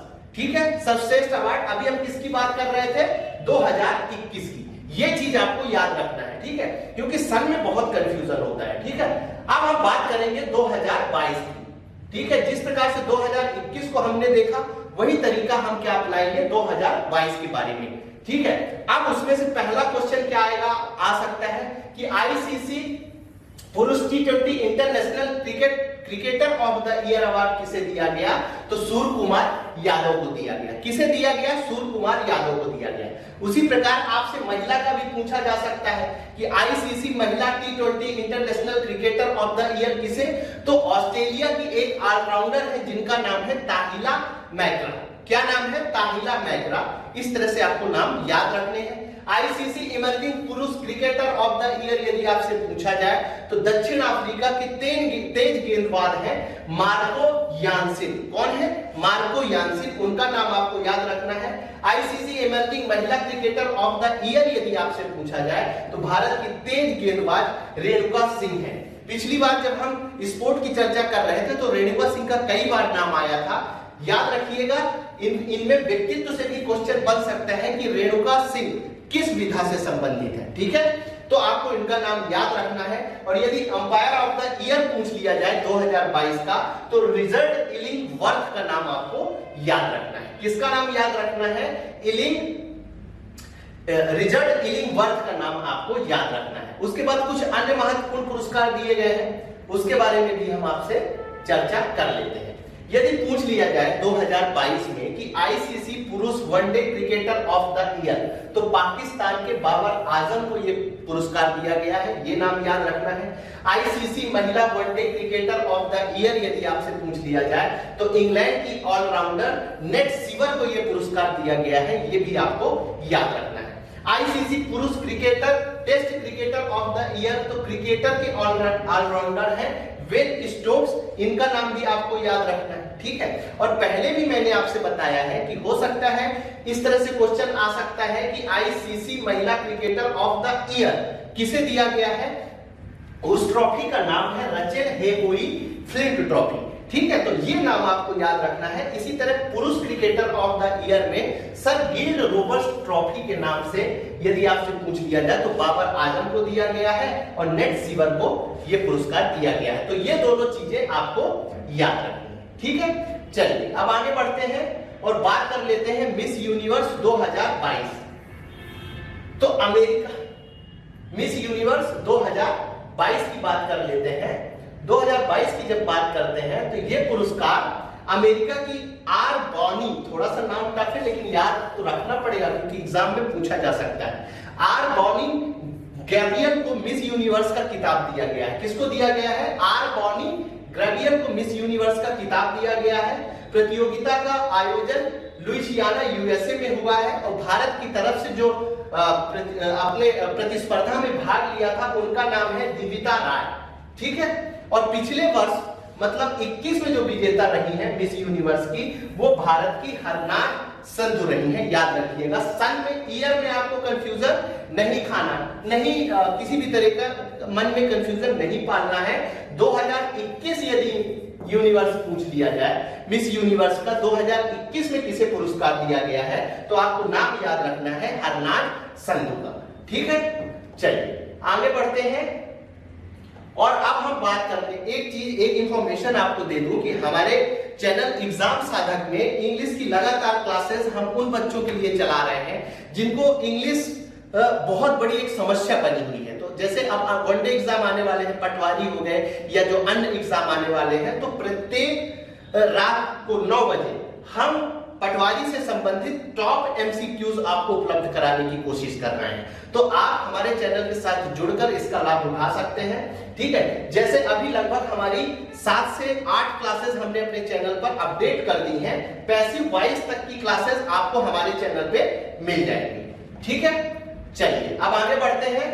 अब हमने इंटरनेशनल की सारी चीजें कर ली हैं। इंटरनेशनल के बारे में सारे कौन कौन से सम्मान हैं, कौन कौन से पुरस्कार हैं, उनकी सारी चर्चाएं हमने कर ली। अभी हमने सारी बातें चर्चा कर ली हैं कि कौन कौन से इंटरनेशनल में पुरस्कार दिए गए हैं, कौन से सम्मान दिए गए हैं। अब हम बात करते हैं राष्ट्रीय सम्मान और पुरस्कार की। जिस प्रकार सबसे पहला एक इंडेक्स हमने अंतरराष्ट्रीय पुरस्कार और सम्मान के बारे में देख लिया था और एक माइंड मैप बना लिया था कि कौन कौन से इंपॉर्टेंट पुरस्कार और सम्मान हैं जिन्हें पढ़ना चाहिए। ठीक वही तरीका हमने राष्ट्रीय सम्मान और पुरस्कार के अंतर्गत बनाया है कि कौन कौन से ऐसे सम्मान और पुरस्कार हैं जिन्हें पढ़ना आपके लिए इंपॉर्टेंट हो जाता है। ठीक है, तो सबसे पहले हम चर्चा करेंगे पद्म पुरस्कार 2023 जो प्रदान किए जाते हैं उनके बारे में चर्चा करेंगे। सर्वश्रेष्ठ झांकी पुरस्कार जो हर वर्ष 26 जनवरी को प्रदान किए जाते हैं। कब प्रदान किए जाते हैं? 26 जनवरी को। उनसे संबंधित बहुत सारी जानकारी हम आपसे डिस्कस करने वाले हैं। गोल्डन पीकॉक पर्यावरण प्रबंधन पुरस्कार किसे दिया गया है, क्यों दिया जाता है, ये सारी चीजें डिस्कस करेंगे। रामानुजन पुरस्कार किससे संबंधित है, किसे दिया गया है, ये बातें हम आपको बताएंगे। इसी क्रम में जब आगे बढ़ेंगे हम तो TX2, ठीक है, ये पुरस्कार भी दिया जाता है, इसकी चर्चा हम करने वाले हैं। सरस्वती सम्मान किसे दिया गया है, वो कहां से संबंधित है, किस राज्य से संबंधित है, ये सारी चीजें बताएंगे। लता दीनानाथ मंगेशकर पुरस्कार एक नया पुरस्कार शुरू किया गया है, इसके बारे में हम आपको जानकारी बताएंगे। आईफा अवार्ड किसे दिया गया है, कौन कौन सी फिल्मों को दिया गया है, किन अभिनेताओं को दिया गया है, अभिनेत्रियों को दिया गया है। उसके बाद फिल्म फेयर अवार्ड के बारे में हम आपको बहुत सारी जानकारी देने वाले हैं। फिर बात करेंगे राष्ट्रीय फिल्म पुरस्कार की बात करने वाले हैं कि किसे दिया गया है। व्यास सम्मान की बात किसे दिया गया है, व्यास सम्मान की हम बात करेंगे। उसके बाद दादा साहब फाल्के पुरस्कार बहुत ही इंपॉर्टेंट है और कहीं ना कहीं से प्रत्यक्ष या अप्रत्यक्ष रूप से जो बहुत सारे एग्जाम देते रहते हैं, वनडे एग्जाम देते रहते हैं, PPSC एग्जाम देते रहते हैं, तो कहीं ना कहीं ये क्वेश्चन आपको जरूर देखने को मिलेगा। ठीक है, बिहारी पुरस्कार किसे दिया गया उसकी चर्चा करेंगे और आगे जब बढ़ेंगे तो साहित्य अकादमी के बारे में हम आपको बहुत सारी जानकारी देने वाले हैं। ठीक है, इसी क्रम को जारी रखते हुए हम आगे बढ़ते हैं और सबसे पहले देखते हैं पद्म पुरस्कार के बारे में। अच्छा, पद्म पुरस्कार को याद रखने का क्या है, तो सबसे पहले आपको श्रेणियां याद रखना है। तो पद्म पुरस्कारों की जब श्रेणियों की बात करेंगे तो इसमें 3 पुरस्कार दिए जाते हैं। एक पद्म विभूषण दिया जाता है, क्या दिया जाता है, पद्म विभूषण दिया जाता है, एक पद्म भूषण दिया जाता है और एक पद्म श्री दिया जाता है। तो अब यहां पर देखिए विभूषण, ठीक है, तो ये सबसे बड़ा पद्म पुरस्कार होता है। कौन सा? विभूषण। और देखने में भी सबसे बड़ा है विभूषण। फिर उससे छोटा कौन सा पुरस्कार होता है? पद्म भूषण। ठीक है, ये दूसरे नंबर का बड़ा पुरस्कार होता है पद्म पुरस्कार। ठीक है, और तीसरा होता है पद्मश्री। क्या होता है? पद्मश्री। श्री सबसे छोटा शब्द होता है। तो यदि कभी आपसे क्रम पूछ लिया जाए कि पद्म पुरस्कारों में सबसे बड़ा पुरस्कार कौन सा है, तो आपको विभूषण टिक करना है। उसके बाद कौन सा पुरस्कार है, तो आपको भूषण टिक करना है। उसके बाद कौन सा पुरस्कार है, तो आपको श्री पुरस्कार टिक करना है। ठीक है, तो पद्म के बारे में यदि आपसे पूछ लिया जाए तो ये चीजें आपको याद रखनी है। ठीक है, उसके बाद आगे बढ़ते हैं हम, तो पद्म विभूषण विजेताओं के बारे में कुछ जानकारी आपको हम दे देते हैं, पद्म विभूषण विजेताओं के बारे में। ठीक है, अब इसमें क्या याद रखना है आपको? इसमें 2 चीजें याद रखनी है। एक तो नाम, ठीक है, आपको धोखा नहीं खाना है क्योंकि कभी कभी एग्जामिनेशन में आपको धोखा हो जाता है कि इन्हें पद्म विभूषण पुरस्कार दिया गया है या पद्म भूषण पुरस्कार दिया गया है या पद्म श्री पुरस्कार दिया गया है। ठीक है, तो ये चीजें आपको थोड़ा सा याद रखनी है। अब पद्म विभूषण विजेता की बात करेंगे तो बाल कृष्ण दोषी, ठीक है, बाल कृष्ण दोषी का नाम आपको याद रखना है। इन्हें पद्म विभूषण दिया गया है। किस क्षेत्र में दिया गया है, तो वास्तुकला के क्षेत्र में दिया गया है। इसमें 3 चीजें नाम याद रखनी है इस पुरस्कार में आपको।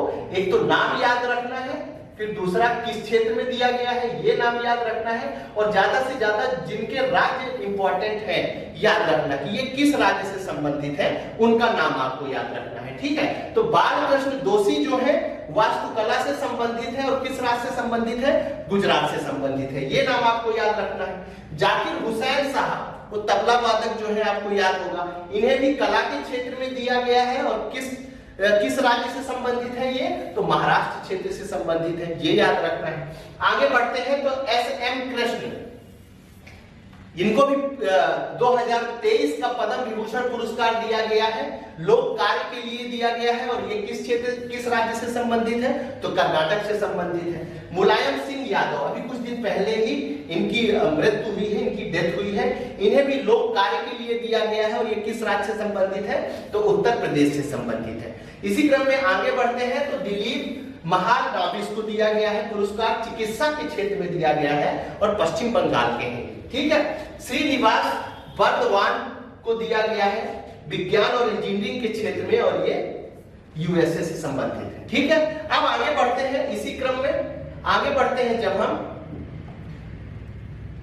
तो इनसे संबंधित कुछ जानकारी हम आपको उपलब्ध करा देते हैं, जैसे जो महत्वपूर्ण है। ठीक है, उनसे संबंधित कुछ जानकारी हम आपको दिला देते हैं। जैसे बालकृष्ण दोषी जो है, ये कौन है? ये वास्तुकार है। कौन है? वास्तुकार है।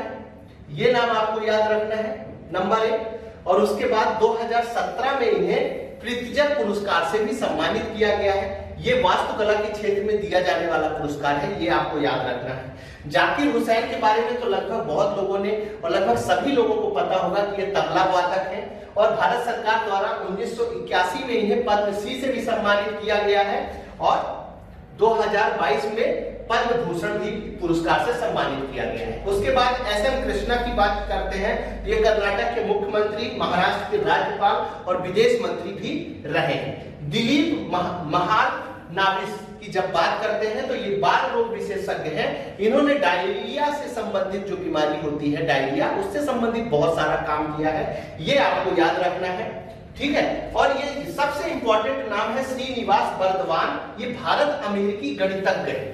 ठीक है। इन्हें भी इस बार पद्म विभूषण से सम्मानित किया गया है। और मुलायम सिंह यादव समाज सेवी और समाजवादी पार्टी के इन्होंने ये संस्थापक हैं, ये चीज आपको याद रखनी है। ठीक है। उसके बाद जब आगे बढ़ते हैं तो कुछ और चीजों पर नजर डालते हैं। ठीक है। अब हम बात करते हैं पद्म भूषण पुरस्कार 2023 की। किसकी बात करते हैं? पद्म भूषण पुरस्कार 2023 की बात करते हैं। पद्म भूषण पुरस्कार 2023 की जब बात करते हैं तो इसके अंतर्गत कौन कौन से नाम है वो याद रखने हैं। तो एस.एल. भैरप्पा, कौन है? एस.एल. भैरप्पा है, ये साहित्य और शिक्षा में इन्हें दिया गया है पद्म भूषण। विभूषण खत्म हो गए हैं, अब हम किसकी जो भूषण में महत्वपूर्ण नाम है वो नाम हम आपको उपलब्ध कराते हैं। तो ये कर्नाटक से संबंधित है। कपिल कपूर, कपिल कपूर जो है साहित्य और शिक्षा से संबंधित है और दिल्ली से है, इन्हें यह पुरस्कार दिया गया है। कुमार मंगलम जो है बहुत बड़े बिजनेसमैन है, इन्हें वाणिज्य और व्यापार के क्षेत्र में दिया गया है। ये कहां से संबंधित है? महाराष्ट्र से संबंधित है। दीपक धर, विज्ञान और इंजीनियरिंग के लिए इन्हें सम्मानित किया गया है, ये महाराष्ट्र से संबंधित है। वाणी जयराम, कला से संबंधित है, तमिलनाडु। वाणी जयराम के बारे में भी बहुत सारी जानकारी दूंगा और ये बहुत इंपॉर्टेंट नाम है, आपको याद रखना है। पद्म विभूषण इन्हें दिया गया है। आगे बढ़ते हैं तो सुमन कल्याणपुर को दिया गया है कला क्षेत्र में, ये महाराष्ट्र से संबंधित है। ठीक है। तो ये सारी चीजें आपको याद रखनी है। अब आगे बढ़ते हैं तो इससे इंपॉर्टेंट कुछ चीजें हम, ये जो महान व्यक्तित्व है जिन्हें पद्म विभूषण मिला है, इनसे संबंधित कुछ इंफॉर्मेशन हम आपको दे देते हैं। ठीक है। तो सबसे पहले एक नाम आया था, वो देख लेते हैं। सबसे पहले एक नाम आया था एस.एल. भैरप्पा, तो ये कन्नड़ भाषा से संबंधित है, ये नाम याद रखना है। इन्हें 1975 में साहित्य अकादमी पुरस्कार दिया गया था और 2016 में पद्मश्री पुरस्कार से सम्मानित किया गया था। कपिल कपूर का नाम भाषाविद थे, जेएनयू के वाइस चांसलर भी ये रहे हैं। कुमार मंगलम के बारे में तो आपको पता ही है। मैंने आपको बोला था वाणी जयराम, तो सबसे पहले वाणी जयराम आने की संभावना है।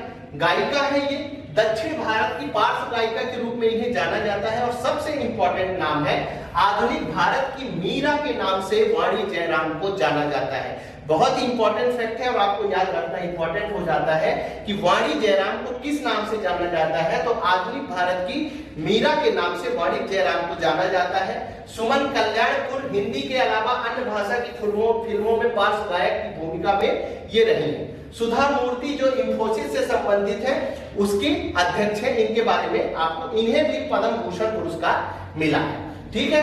तो ये सारे नाम आपके लिए बहुत ही इंपॉर्टेंट हो जाते हैं, ये चीज आपको याद रखनी है।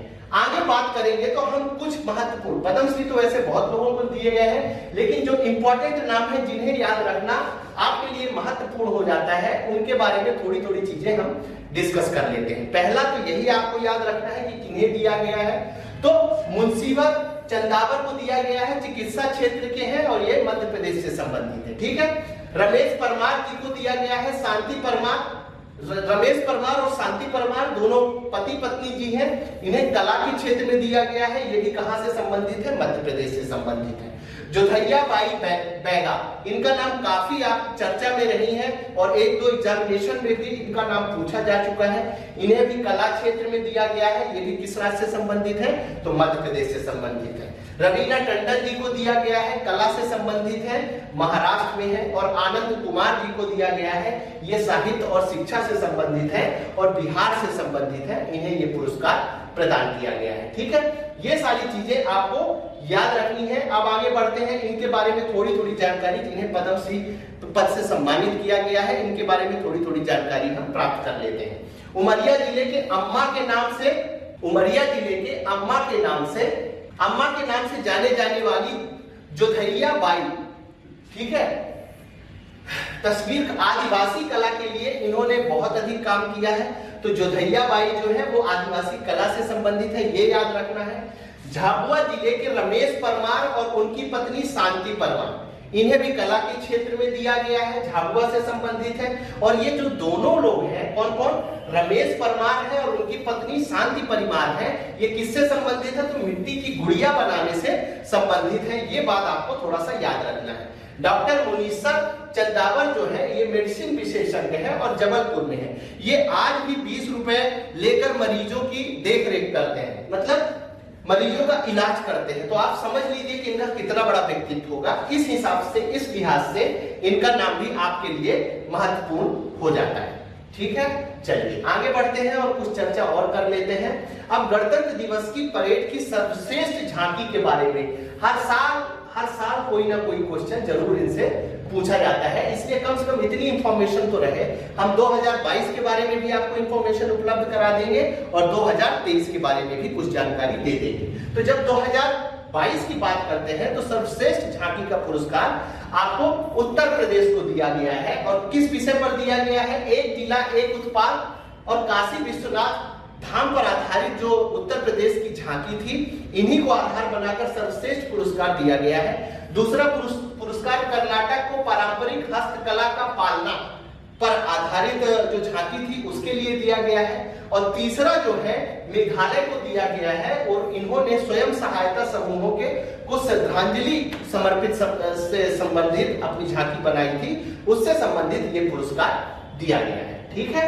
अब आगे बढ़ते हैं और बात करते हैं 23 की बात कर लेते हैं। ठीक है। किसकी बात कर लेते हैं? 2023 की बात कर लेते हैं झांकी में। अब क्या है कि इसमें जो झांकी में पुरस्कार दिया गया है ये उत्तराखंड में, दोनों चीजें आपको याद होना चाहिए कि किस राज्य को दिया गया है झांकी का, तो मानखंड विषय पर दिया गया है। किस राज्य को दिया गया है? तो उत्तराखंड को दिया गया है। द्वितीय पुरस्कार महाराष्ट्र को दिया गया है 3.5 शक्तिपीठ और नारी शक्ति के रूप में। तीसरा पुरस्कार उत्तर प्रदेश को झांकी के रूप में दिया गया है, अयोध्या दीपोत्सव के लिए ये तीनों पुरस्कार दिए गए। ठीक है। अब हम बात करते हैं नेक्स्ट पुरस्कार की, और जो इंपॉर्टेंट है गोल्डन पीकॉक पर्यावरण प्रबंधन पुरस्कार 2021। मैं आपको फिर से एक बार याद दिला दूं कि कभी कभी क्या होता है, ये सन को लेकर, ईयर को लेकर बहुत अधिक कंफ्यूजन हो जाता है। आपको बिल्कुल इस कंफ्यूजन में नहीं पड़ना है, ईयर के साथ चीजें याद रखनी है। तो सार्वजनिक क्षेत्र के उपक्रम जो सेल है स्टील अथॉरिटी ऑफ इंडिया को 2021 के पुरस्कार से, मतलब कौन सा पुरस्कार दिया गया है सेल को? तो गोल्डन पीकॉक पर्यावरण प्रबंधन से संबंधित पुरस्कार दिया गया है। और सेल, सबसे महत्वपूर्ण बात यह है कि 3 वर्षों से जीतने वाला ये पुरस्कार है। ठीक है। 3 वर्षों से लगातार सेल ने ही गोल्डन पीकॉक पर्यावरण प्रबंधन का पुरस्कार जीता है। यह सम्मान टिकाऊ और पर्यावरणीय दृष्टि से जिम्मेदार इस्पात बनाने हेतु इसके द्वारा, इसके प्रयासों से दिए गए होते हैं अवार्ड। ठीक है। उसके बाद आगे बढ़ते हैं और नेक्स्ट बात कर लेते हैं हम रामानुजन पुरस्कार 2021 2021 हम आपको 22 के बारे में भी इंफॉर्मेशन देंगे, लेकिन दोनों चीजें आपको पता होनी चाहिए। एक बार फिर से हम आपको बता दें कि हम आपको इतनी चीजें ही उपलब्ध करा रहे हैं जिनसे क्वेश्चन आ सकते हैं। तो रामानुजन पुरस्कार 2021 हो सकता है आपसे पूछ ले, ठीक है। तो 2021 का पुरस्कार जो है ये प्रोफेसर नीना गुप्ता को दिया गया है। बहुत इंपॉर्टेंट नाम है, आपको याद रखना है किसे दिया गया है। प्रोफेसर नीना गुप्ता को दिया गया है। कोलकाता स्थित भारतीय सांख्यिकी संस्थान में ये गणित की प्रोफेसर रही हैं। उसके बाद संयुक्त बीज गणितीय ज्यामिति, क्रम विनिमय बीज गणित में इनके लिए यह उत्कृष्ट पुरस्कार दिया गया है। और ये तीसरी ऐसी महिला है जिन्हें रामानुजन पुरस्कार से सम्मानित किया गया है, ठीक है। ये आपको याद रखना है, कौन सी महिला है, तीसरी महिला है। आगे बढ़ते हैं, शास्त्र रामानुजन पुरस्कार 2022 की जब हम बात करते हैं तो 2022 के अंतर्गत इन्हें किन्हें दिया गया है, तो पुरस्कार विजेता है यूकिंग तांग। याद रखिएगा, यूकिंग तांग ये कैलिफोर्निया विश्वविद्यालय के हैं, ठीक है। यूएसए में कैलिफोर्निया विश्वविद्यालय से ये संबंधित है। कौन? यूकिंग तांग, जिन्हें शास्त्र रामानुजन पुरस्कार प्रदान किया गया है। ये चीज थोड़ा सा इंपॉर्टेंट हो जाती है और आपको याद भी रखनी है, ठीक है। अब आगे बढ़ते हैं TX2 पुरस्कार किसे दिया गया है, ये इंपॉर्टेंट हो जाता है। TX पुरस्कार जो है तमिलनाडु में स्थित सत्यमंगलम टाइगर रिजर्व को अंतरराष्ट्रीय TX पुरस्कार दिया गया है। तो सबसे पहले तो आपसे यही पूछा जा सकता है कि सत्यमंगलम टाइगर रिजर्व कहां पर है, क्योंकि इसे पुरस्कार दिया गया है, इसका मतलब ये चर्चा में आ जाता है। तो ये पुरस्कार जो दिया गया है ये तमिलनाडु में स्थित है। ये किसे दिया गया है? सत्यमंगलम टाइगर रिजर्व को दिया गया है, ठीक है। उसके बाद सत्यमंगलम टाइगर रिजर्व जो है वर्ष 2013 में इसे टाइगर रिजर्व के रूप में घोषित किया गया था, ठीक है। ये दोनों चीजें आपके लिए इंपॉर्टेंट हो जाती है। इतना याद रखिएगा कि TX2 पुरस्कार किसे दिया गया है, तो तमिलनाडु में स्थित सत्यमंगलम टाइगर रिजर्व को दिया गया है। ये चीज आपको याद रखनी है। अब बात करते हैं हम आगे की जब बात करते हैं तो 31वां सरस्वती सम्मान किसे दिया गया है 2021 का, ठीक है। ये भी आपको याद रखना है। और बहुत ही फेमस व्यक्तित्व को दिया गया है और वो फेमस व्यक्तित्व है प्रोफेसर रामदरस मिर्स को 2021 का। कभी कभी वर्ष के हिसाब से भी पूछा जा सकता है और कभी कभी नंबर के हिसाब से भी पूछा जा सकता है। तो ये दोनों चीजें आपको याद रखनी है। तो 31वां सरस्वती सम्मान प्रोफेसर रामदरस मिश्र जी को दिया गया है, ठीक है। और किसके लिए दिया गया है, तो इनकी एक कविता संग्रह है मैं तो यहाँ हूं। किसके लिए दिया गया है? मैं तो यहाँ हूं, इसके लिए इन्हें सम्मानित किया गया है। और जो 30वां सरस्वती सम्मान है 2020 में प्रसिद्ध मराठी लेखक शरण कुमार लिंबाले को दिया गया है। ये चीज भी आपको याद रखनी है। और किस उपन्यास के लिए दिया गया था, तो सनातन इनका एक उपन्यास था जो इनके द्वारा लिखित था, उसमें दिया गया था। जो सरस्वती सम्मान है वो 1991 में केका बिरला फाउंडेशन के द्वारा शुरू किया गया है। कभी कभी इनसे संबंधित ये क्वेश्चन भी आपसे पूछा जा सकता है, इसलिए यहाँ पर इंपॉर्टेंट हो जाता है कि 31वां सरस्वती सम्मान है उसके बारे में याद रखिए कि 1991 में शुरू किया गया है, केके बिरला फाउंडेशन के द्वारा ये दिया जाता है, ठीक है। इतनी इंफॉर्मेशन इसके बारे में सफिशिएंट है और इतना ही आपको याद रखना है, ठीक है। अब आगे करते हैं तो पहली बार जो है लता दीनानाथ मंगेशकर पुरस्कार 2022। तो सबसे इंपॉर्टेंट चीज तो इसके बारे में ये हो जाती है, सबसे इंपॉर्टेंट चीज इसके बारे में ये हो जाती है कि ये पहली बार दिया जाता है। और पहली बार किसको दिया गया है? हमारे भारत देश के प्रधानमंत्री श्री नरेंद्र मोदी जी को ये पुरस्कार दिया गया है, ठीक है। उसके बाद जो ऐसे व्यक्ति को प्रदान किया जाता है जो संपूर्ण जीवन देश और समाज की निस्वार्थ भाव से सेवा करता है। तो वास्तव में वर्तमान प्रधानमंत्री जी के बारे में ऐसा कहा जा सकता है। इसी बात को ध्यान में रखते हुए लता दीनानाथ पुरस्कार इनको दिया गया है, ठीक है।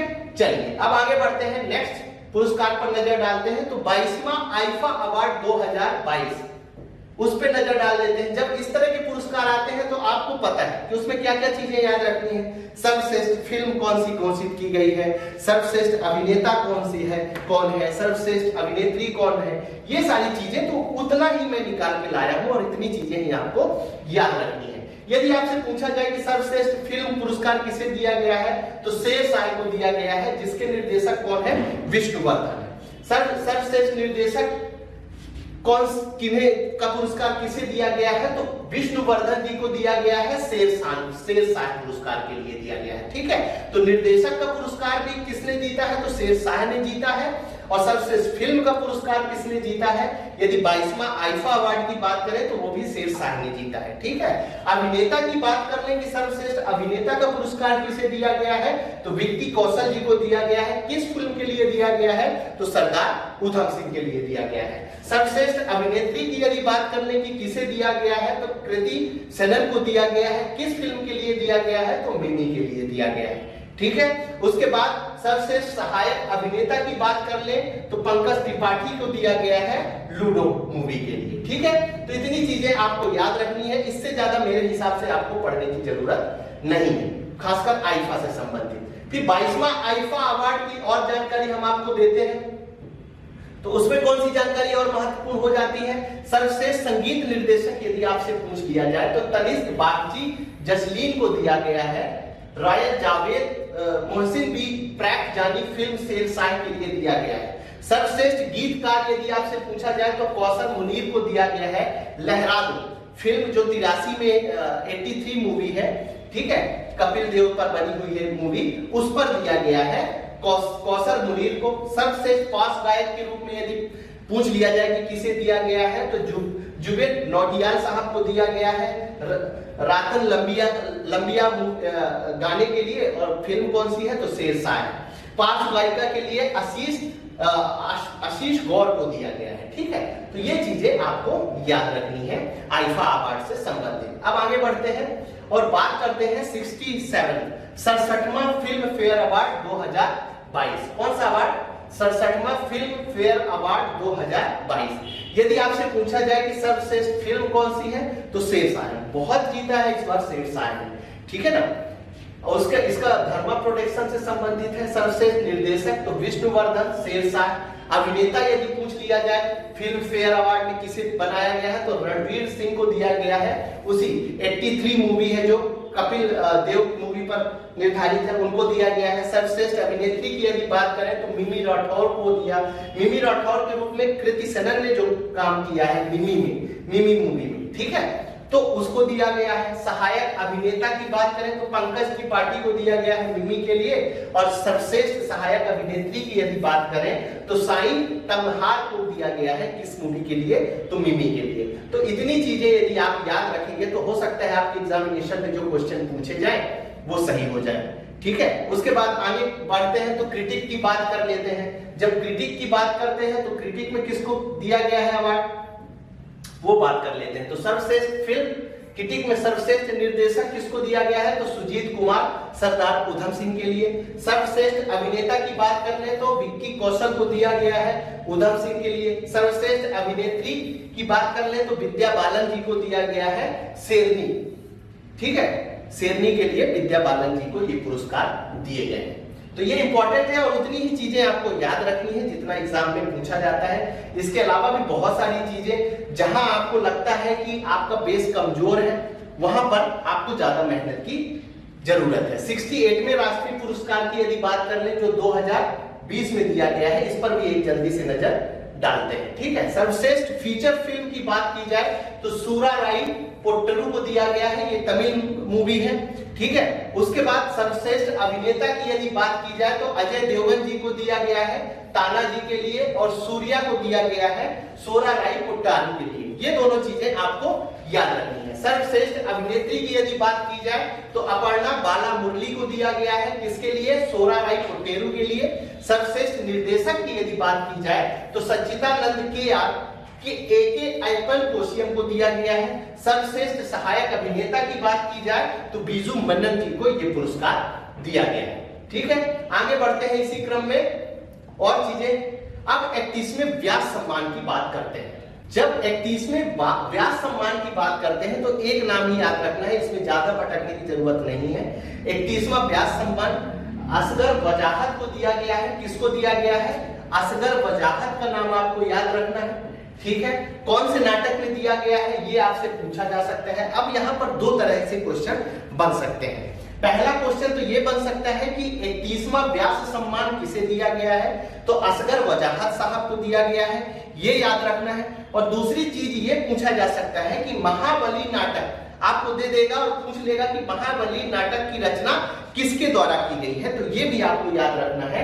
तो असगर वजाहत के द्वारा महाबली नाटक लिखा गया है, ठीक है। तो ये दोनों चीजें आपको याद रखनी है। चलिए आगे बढ़ते हैं और बात कर लेते हैं 52वें दादा साहब फाल्के पुरस्कार की। इसके बारे में भी क्वेश्चन पूछा जाता है और इस बार आशा परेख जी जो महान अभिनेत्री रही है हमारी बॉलीवुड की, उनको ये अवार्ड दिया गया है। इसलिए बहुत ही इंपॉर्टेंट चीज हो जाती है। यदि आपसे पूछा जाए कि 52वां दादा साहब फाल्के पुरस्कार किसे प्रदान किया गया है, तो आशा परेख साहब को ये पुरस्कार दिया गया है, ठीक है। इनके बारे में कुछ जानकारी हम आपको दे देते हैं। वर्ष 2020 में, मैं एक बार फिर से बोल रहा हूं कि वर्ष में धोखा नहीं खाना है। और इस तरह के पुरस्कार कभी कभी क्या होता है कि नंबर से भी पूछ लिए जाते हैं और वर्ष से भी पूछ लिए जाते हैं, ठीक है। तो प्रसिद्ध बॉलीवुड अभिनेत्री आशा परेख को यह पुरस्कार दिया गया है, ठीक है। केंद्र सरकार के द्वारा दिया जाता है। ये पुरस्कार पाने वाली ये 7वीं महिला है। इस बारे में आपको जानकारी रखना इंपॉर्टेंट हो जाता है, ठीक है। आगे बढ़ते हैं और बात करते हैं 32वें बिहारी पुरस्कार 2022। ये किसे दिया गया है, एक चर्चा कर लेते हैं। तो ये पुरस्कार डॉक्टर माधव हाड़ा को दिया गया है। किसको दिया गया है, डॉक्टर माधव हाड़ा। याद कर लीजिए ढंग से, 32वां बिहारी पुरस्कार यदि आपसे पूछा जाए कि किसे प्रदान किया गया है, तो डॉक्टर माधव हाड़ा को प्रदान किया गया है। हिंदी में प्रकाशित उनकी एक आलोचना उन्होंने की है कृति में, जिसका नाम है पंचरंग चोला पहर सखी रे। क्या नाम है, फिर से एक बार मैं आपको बता देता हूं, पंचरंग चोला पहर सखी रे। ये नाम आपको याद रखना है। यहां भी दो तरीके से क्वेश्चन बन सकते हैं। पहला क्वेश्चन तो सीधा सीधा पूछा जा सकता है आपसे कि 32वां बिहार पुरस्कार किसे दिया गया है, तो डॉक्टर माधव हाड़ा को दिया गया है। और जो दूसरा क्वेश्चन पूछा जा सकता है वो ये पूछा जा सकता है कि पंचरंग चोला पहर सखी रे ये किसकी रचना है, तो वहां भी आपको डॉक्टर माधव हाड़ा लगाना है, ठीक है। उसके बाद 31वां बिहारी पुरस्कार मधु कांकरिया को दिया गया है। किसके लिए दिया गया था, तो हम यहां थे। ये पुरस्कार मैं आपको बोल रहा हूं कि इस तरह के पुरस्कारों में कभी कभी संख्या के नाम से भी पूछ सकता है और कभी कभी वर्ष के नाम से भी पूछ सकता है। तो इन दोनों चीजों में आपको याद रखना है। और ये जो बिहारी पुरस्कार है ये भी 1991 में के बिरला के संस्थान के द्वारा शुरू किया गया था, ठीक है। तो इतनी महत्वपूर्ण बातें आपको बिहारी पुरस्कार के बारे में याद रखनी है। अब हम बात करते हैं राष्ट्रीय खेल 2022 के बारे में। इंपॉर्टेंट चीज है।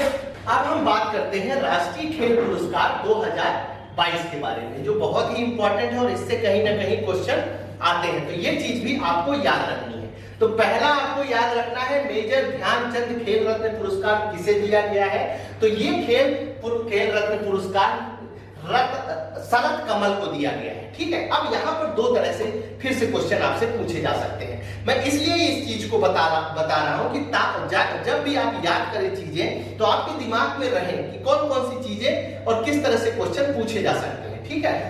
तो इसमें पहला क्वेश्चन तो सीधा पूछा जा सकता है कि मेजर ध्यानचंद खेल रत्न पुरस्कार किसे प्रदान किया गया है, तो शरद कमल को प्रदान किया गया है। पहला क्वेश्चन तो ये पूछा जा सकता है।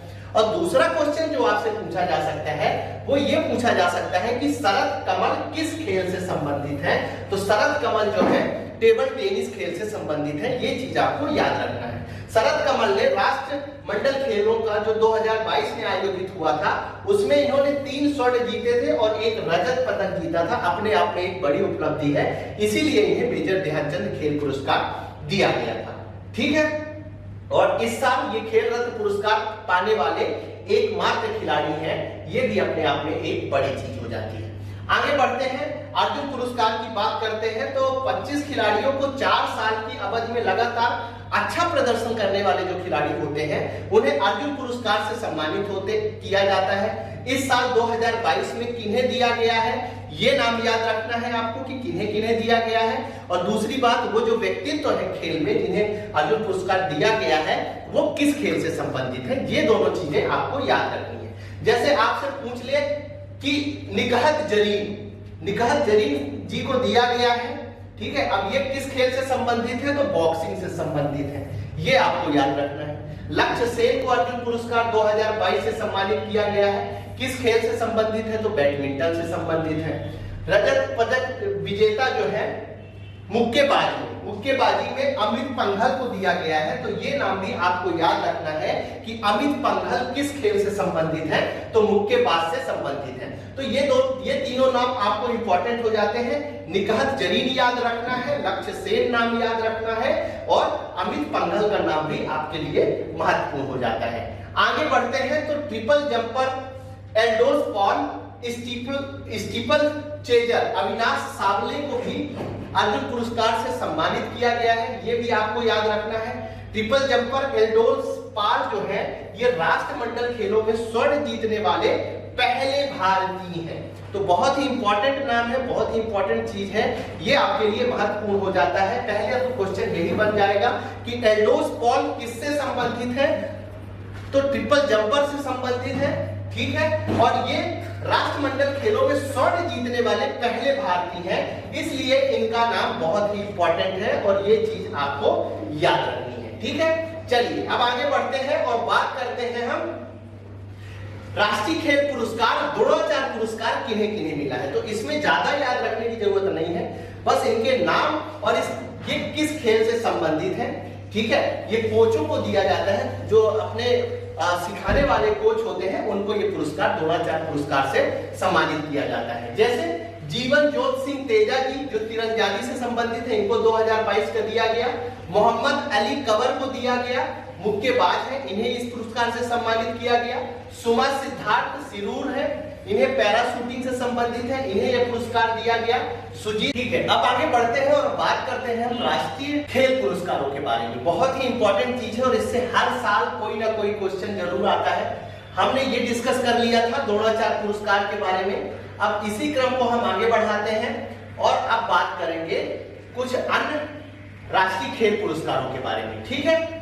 तो चलिए इनसे संबंधित बातें सबसे पहले हम कवर अप करने की कोशिश करते हैं कि आजीवन उपलब्धि के लिए, लाइफ टाइम उपलब्धि के लिए ध्यानचंद पुरस्कार किसे दिया गया है, ये पूछा जाता है अक्सर। तो आपको एक नाम याद रखना है, अश्विनी अंकुजी, ठीक है, ये एथलेटिक्स थे, इनका नाम याद रखना है। 3 स्टार बना के आप नोट डाउन करिए क्योंकि ये क्वेश्चन पूछा जाता है हर साल।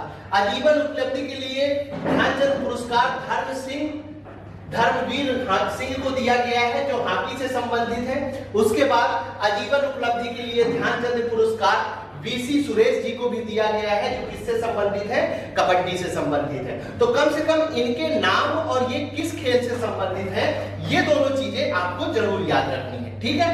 आगे बढ़ते हैं तो आजीवन उपलब्धि के लिए ध्यानचंद पुरस्कार नीर बहादुर गुरु रंग पैरा को दिया गया है और ये एथलेटिक्स से संबंधित है, ठीक है। आगे बढ़ते हैं और बात करते हैं हम तेनजिंग नोर्गे राष्ट्रीय साहसिक पुरस्कार, ठीक है ना, किसे दिया गया है, इनसे भी कभी कभी क्वेश्चन पूछ लिए जाते हैं, तो एक नजर इन पे डाल लेते हैं हम। नैना धाकड़ जी को दिया गया है 2021 में, नैना धाकड़ जी को दिया गया है लैंड एडवेंचर के लिए। शुभम धनंजय बनवाली जी को दिया गया है वाटर एडवेंचर के लिए। ग्रुप कैप्टन कुंवर भवानी सिंह सामयाल को दिया गया है लाइफ टाइम अचीवमेंट के रूप में, इन्हें पुरस्कार से सम्मानित किया गया है। उसके बाद इस पुरस्कार में लघु प्रतिमा दी जाती है और 15 लाख रुपए इस पुरस्कार में दिए जाते हैं, ठीक है। चलिए अब आगे बढ़ते हैं और इसी तरह के कुछ और महत्वपूर्ण पुरस्कारों पर एक नजर डालते हैं। तो PETA India person of the year award 2021, photo देख के ही काफी लोगों को पता चल गया होगा कि किसको दिया गया है। ये सोनाक्षी सिन्हा जी को ये अवार्ड दिया गया है, PETA India person of the year award, ठीक है।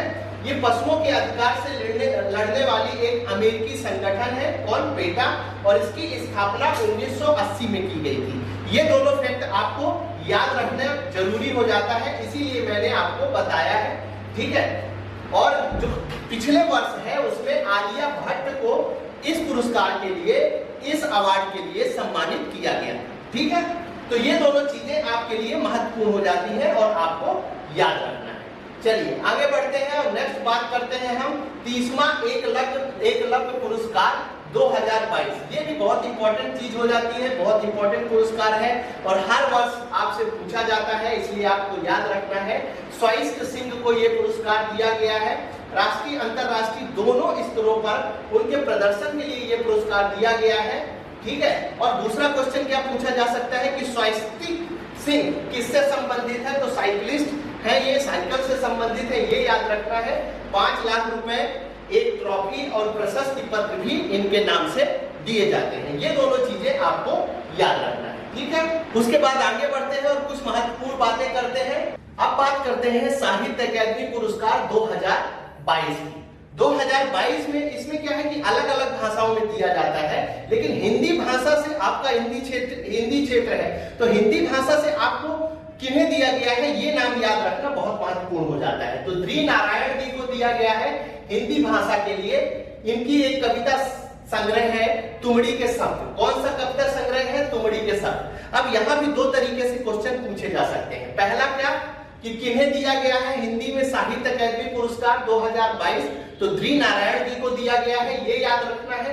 और तुमड़ी के शब्द रचना किससे संबंधित है ये भी आपसे पूछा जा सकता है, या तुमड़ी के शब्द किसका कविता संग्रह है ये भी आपसे पूछा जा सकता है, तो वहां आपको ध्रुव नारायण याद रखना है। अनुराधा राय को अंग्रेजी भाषा में के साहित्य पुरस्कार दिया गया है साहित्य अकादमी में। किसके लिए दिया गया है? तो all the lives we never lived उपन्यास के लिए अनुराधा राय जी को दिया गया है। उर्दू के लिए अनीस अशफाक को दिया गया है और संस्कृत के लिए जनार्दन प्रसाद पांडे मणि दीप मणिकम एक कविता इन्होंने लिखी थी संस्कृत में, उसके लिए जनार्दन प्रसाद पांडे जी को ये पुरस्कार से सम्मानित किया गया है, ठीक है। आगे बढ़ते हैं, पुरस्कारों के क्रम को आगे बढ़ाते हैं। उसके पहले एक इंफॉर्मेशन हम आपको दे दें कि करंट अफेयर्स के लिए आपको कहीं भी भटकने की जरूरत नहीं है। उसका कारण यह है कि हफ्ते भर में जो करंट अफेयर्स हम पढ़ाते हैं उसका क्विक रिवीजन हम अपने चैनल एग्जाम साधक में आपको उपलब्ध कराते हैं, तो आप वहां जाकर सूचनाएं या इंफॉर्मेशन या हफ्ते भर के करंट अफेयर्स को एक नजर में और बहुत ही शॉर्ट एंड स्वीट में हम आपको उपलब्ध कराने की कोशिश करते हैं, ठीक है। तो इसी क्रम को अब आगे बढ़ाते हैं और बात करते हैं हम मध्य प्रदेश के कुछ प्रमुख पुरस्कार सम्मान की। अब हमारे कवर करने का तरीका आपको समझ आ रहा होगा। पहले हमने अंतरराष्ट्रीय स्तर के सम्मान और पुरस्कारों की बात करी है, उसके बाद हमने बात करी थी राष्ट्रीय स्तर के पुरस्कार और सम्मानों की। अब जो हमारा तीसरा क्रम है कवर अप करने का वो है मध्य प्रदेश स्पेशल पुरस्कार। इसमें हम कौन कौन सी चीजें करने वाले हैं, तो मध्य प्रदेश राज्य स्थित स्त्री खेल पुरस्कार से संबंधित हम आपको बातें बताएंगे, राष्ट्रीय तुलसी सम्मान से संबंधित हम आपको बातें बताएंगे, राष्ट्रीय तानसेन सम्मान से संबंधित किसे मिला है पुरस्कार उससे संबंधित कुछ बातें उपलब्ध कराएंगे, राष्ट्रीय कवि प्रदीप सम्मान पुरस्कार। तो यहाँ से एक क्वेश्चन ये भी बन सकता है कि हो सकता है आपसे पूछ ले, ऐसा क्वेश्चन भी बन सकता है कि इनमें से कौन सा पुरस्कार मध्य प्रदेश सरकार के द्वारा नहीं दिया जाता है, ठीक है ना। तो ये नाम आपको याद रहेंगे तो आप बिल्कुल सही टिक करोगे, ठीक है। राष्ट्रीय किशोर कुमार सम्मान किसे दिया गया है ये पूछा जा सकता है, राष्ट्रीय दुष्यंत कुमार सम्मान जो मध्य प्रदेश के सरकार द्वारा दिया जाता है, राष्ट्रीय देवी अहिल्याबाई सम्मान के बारे में हम आपको कुछ चीजें उपलब्ध कराने वाले हैं। उसके अलावा राष्ट्रीय नारी सशक्तिकरण पुरस्कार किसे दिया गया है इससे संबंधित बातें भी हम आपको उपलब्ध कराने वाले हैं, ठीक है। आगे बढ़ेंगे इसी क्रम में, जब इसी क्रम में आगे बढ़ेंगे तो राष्ट्रीय महात्मा गांधी सम्मान भी आपसे पूछा जा सकता है किन्हें दिया गया है। अखिल भारतीय कालिदास पुरस्कार के बारे में भी हम आज आपसे चर्चा करने वाले हैं, तो ये सारी चीजें आपको याद रखनी है, ठीक है। चलिए आगे बढ़ते हैं और शुरुआत करते हैं हम मध्य प्रदेश के प्रमुख राज्य स्तरीय खेल पुरस्कारों से शुरुआत करते हैं, ठीक है, क्योंकि इनसे क्वेश्चन आता है। अब आपसे क्वेश्चन पूछा जा सकता है मध्य प्रदेश राज्य स्तरीय खेल से संबंधित कि लाइफ टाइम अचीवमेंट पुरस्कार इस श्रेणी में किन्हें चुना गया है, तो बलबीर सिंह कुशवाहा को यह पुरस्कार दिया गया है खेल पुरस्कारों के अंतर्गत, जो कहां से संबंधित है, ग्वालियर से संबंधित है, ठीक है। उसके बाद आपसे पूछा जा सकता है प्रभाष जोशी खेल पुरस्कार 2021 किसे दिया गया है, तो उज्जैन के हैं मुजाहिद बेग को दिया गया है। ये चीज आपको याद रखनी है, मलखंब के लिए दिया गया है। ठीक है, अब यहाँ पर एक क्वेश्चन और बन सकता है कि प्रभाष जोशी खेल पुरस्कार किस खेल से संबंधित, किस खेल को दिया जाता है? तो आपको याद रखना है खेल मलखंब को दिया जाता है। ठीक है, आगे बढ़ते हैं। तो विक्रम पुरस्कार के लिए 2016 में माउंट एवरेस्ट पर सफलता प्राप्त करने वाले पर्वतारोही भगवान सिंह कुशवाहा और रत्नेश पांडे जो सतना जिले से संबंधित हैं, इन दोनों लोगों को ये विक्रम पुरस्कार 2016 में, मतलब इन्होंने 2016 में जो सफलता प्राप्त की थी उसके लिए दिया गया था। ठीक है, आगे बढ़ते हैं और कुछ बातें कर लेते हैं, इसी क्रम को आगे बढ़ाते हैं और बात करते हैं एकलव्य पुरस्कार 2021 9 खिलाड़ियों को दिया गया है। और सबसे महत्वपूर्ण बात है कि इन खिलाड़ियों और खेल के बारे में आपको जरूर पता होना चाहिए, क्योंकि कभी ना कभी इनसे क्वेश्चन जरूर पूछे जाते हैं। जैसे अंशिका कनौजिया का नाम आपको याद होना चाहिए, ये भोपाल की है, सॉफ्ट टेनिस से संबंधित है। शिखा चौहान इंदौर से है, कयाकिंग केनोकिंग से संबंधित है। पूजा देवास से है, कुश्ती से संबंधित है। श्रुति सरमैया अशोकनगर से है, वुशु खेल से संबंधित है। अर्जुन ठाकुर होशंगाबाद से है, शूटिंग से संबंधित है। इसकी पीडीएफ इसीलिए मैं उपलब्ध कराऊंगा क्योंकि एक नजर में सुन के केवल आपको याद होने वाला नहीं है, लेकिन मैं आपको महत्वपूर्ण नाम ही उपलब्ध करा रहा हूं, ज्यादा नाम उपलब्ध नहीं करा रहा। उसके बाद एक नजर डालेंगे हम विक्रम पुरस्कार 2021, इसमें कौन कौन से नाम हैं इसके बारे में भी जानना आपके लिए महत्वपूर्ण हो जाता है। ठीक है, तो नैन्सी जैन का नाम महत्वपूर्ण हो जाता है, जबलपुर की है, किस खेल से संबंधित है? तो खो खो से संबंधित है। कंचन ज्योति दीक्षित इंदौर से है, किस खेल से संबंधित है? तो कबड्डी से संबंधित है। रागिनी चौहान देवास से संबंधित है और किस खेल से संबंधित है आपसे पूछा जा सकता है, तो सॉफ्ट बॉल से संबंधित है। ये चीज आपको याद रखनी है। विक्रम पुरस्कार की बात करें दिव्यांग श्रेणी 2021 में, तो पूनम शर्मा जी को दिया गया है। ये भोपाल जिले से संबंधित है और किस खेल से संबंधित है? तो जूडो खेल से संबंधित है।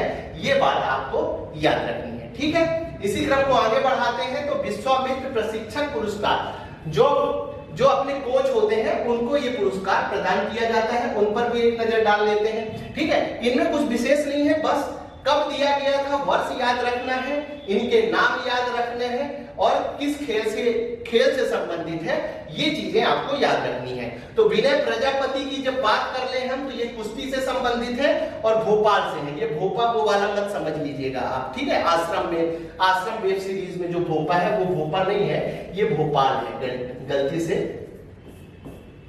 मिस्टेक हो गई है, गलती से मिस्टेक हो गई है। ठीक है, उसके बाद माफ करिएगा, ये गलती से लिखा गया है, यहाँ पर टाइपिंग मिस्टेक है। उसके बाद बात करते हैं मोहन लाल बम्बोलिया जो उज्जैन से है और ये किससे संबंधित है? मलखंब खेल से संबंधित है। उसके बाद पारितोष शर्मा जी को दिया गया है, ये ग्वालियर से संबंधित है और कराटे प्रशिक्षण के लिए इन्हें इस पुरस्कार से सम्मानित किया गया है। ठीक है, चलिए अब आगे बढ़ते हैं और बात करते हैं राष्ट्रीय तुलसी सम्मान की। तो 2021 का राष्ट्रीय तुलसी सम्मान कबीर संत मालवी गायक, सबसे पहले तो आपको क्या याद रखना है कि मालवी गायक कालूराम बामनिया को दिया गया है। किसको दिया गया है? कालूराम बामनिया को ये पुरस्कार दिया गया है। और ये कहां से संबंधित है? तो देवास जिले से संबंधित है। ठीक है, फिर आदिवासी लोक एवं पारंपरिक कलाओं के लिए पुरुष कलाकार, 2 प्रदर्शनकारी और 1 वर्ष रूपांतर के लिए दिया जाता है। और राष्ट्रीय तुलसी सम्मान की जो स्थापना हुई थी, ये 1983 में इसकी स्थापना हुई थी। ये चीज आपको याद रखनी है। और इसमें पुरस्कार राशि के रूप में 2 लाख रुपए पुरस्कार राशि के रूप में दिए जाते हैं। ठीक है, आगे बढ़ते हैं, इसी क्रम को आगे बढ़ाते हैं। राष्ट्रीय तानसेन सम्मान 2021 यदि आपसे पूछा जाए कि किसे दिया गया है, तो आपको यहाँ पर फोटो देख रहे होंगे आप, बांसुरी वादक, इनकी फोटो आप देख सकते हैं। ये देखिए बांसुरी इनके साथ में है। तो कभी कभी इस तरह पिक्चराइजेशन से चीजें याद रखती हैं। तो पंडित नित्यानंद हल्दीपुर को दिया गया है, ये मुंबई से है और बांसुरी से संबंधित है। राष्ट्रीय तानसेन सम्मान 2021 से इन्हें सम्मानित किया गया है, ये बात आपको याद रखनी है। यह सम्मान हिंदुस्तानी शास्त्रीय संगीत के लिए दिया जाता है। इसकी स्थापना, जिसकी स्थापना इंपॉर्टेंट है, हमने लिखी है, आपको याद रखना है। ठीक है, तानसेन सम्मान 1980 से शुरू किया गया था और पुरस्कार राशि कितनी है? तो 2 लाख रुपए की पुरस्कार राशि दी गई है। ठीक है, ये चीज आपको याद रखनी है। अब चलिए आगे बढ़ते हैं। नेक्स्ट, राष्ट्रीय कवि प्रदीप सम्मान की यदि बात कर लें तो किसे दिया गया है? तो राष्ट्रीय सत्यनारायण सत्तन जी, ये इंदौर के बहुत काफी चर्चित कवि भी रहे हैं और काफी बड़े राजनेता भी रहे हैं इंदौर शहर में, खासकर मालवा क्षेत्र में इनका अच्छा खासा अस्तित्व है। ठीक है, प्रभुत्व है, दोनों चीजें हैं, आपको याद रखनी है। तो राष्ट्रीय कवि प्रदीप सम्मान वर्ष 2021 से इन्हें सम्मानित किया गया है।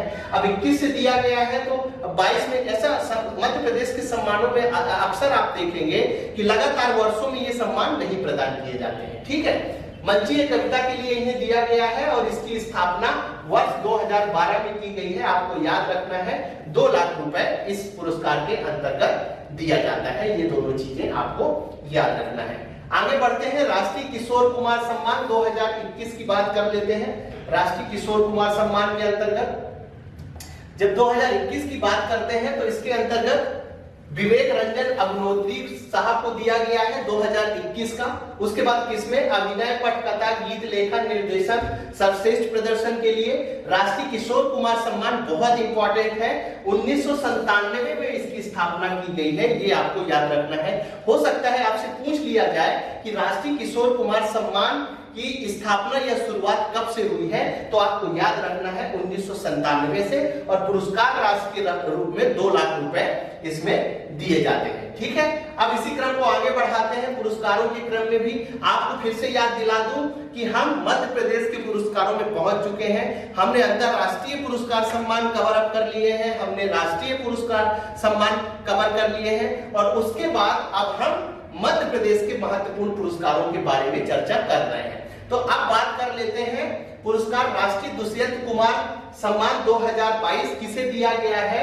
तो धनंजय वर्मा को दिया गया है। ये बहुत इंपॉर्टेंट नाम है, आपको याद रखना है। यह सम्मान कविता गजल में सर्वश्रेष्ठ प्रदर्शन के लिए दिया जाता है, और दुष्यंत कुमार अपने आप में एक बहुत बड़े गजल लेखक थे और इन्होंने बहुत अच्छी अच्छी चीजें लिखी हैं गजल के रूप में। ठीक है, ये चीजें आपको याद रखना है। और हो गई है पीर पर्वत सी पिघलनी चाहिए, इस हिमालय से कोई गंगा निकलनी चाहिए, सिर्फ हंगामा खड़ा करना मेरा मकसद नहीं, मेरी कोशिश है कि ये सूरत बदलनी चाहिए। ये किसके द्वारा लिखा गया है? तो ये गजल इन्हीं के द्वारा लिखी गई है। ठीक है, अब आगे बढ़ते हैं और बात करते हैं राष्ट्रीय नारी सशक्तिकरण अवार्ड के बारे में 2021। ठीक है, 29 महिलाओं को नारी सशक्तिकरण पुरस्कार से सम्मानित किया गया है 2021 में, जिसमें मध्य प्रदेश की महिला चित्रकार जोधैया बाई, मैंने आपसे बोला ये नाम बहुत इंपॉर्टेंट हो गया है, इनको बहुत सारे पुरस्कार प्रदान किए गए हैं, तो आपको ये नाम याद रखना है। ये उमरिया से है। माया अहिरवार जी को भी ये पुरस्कार दिया गया है, ये छतरपुर से है।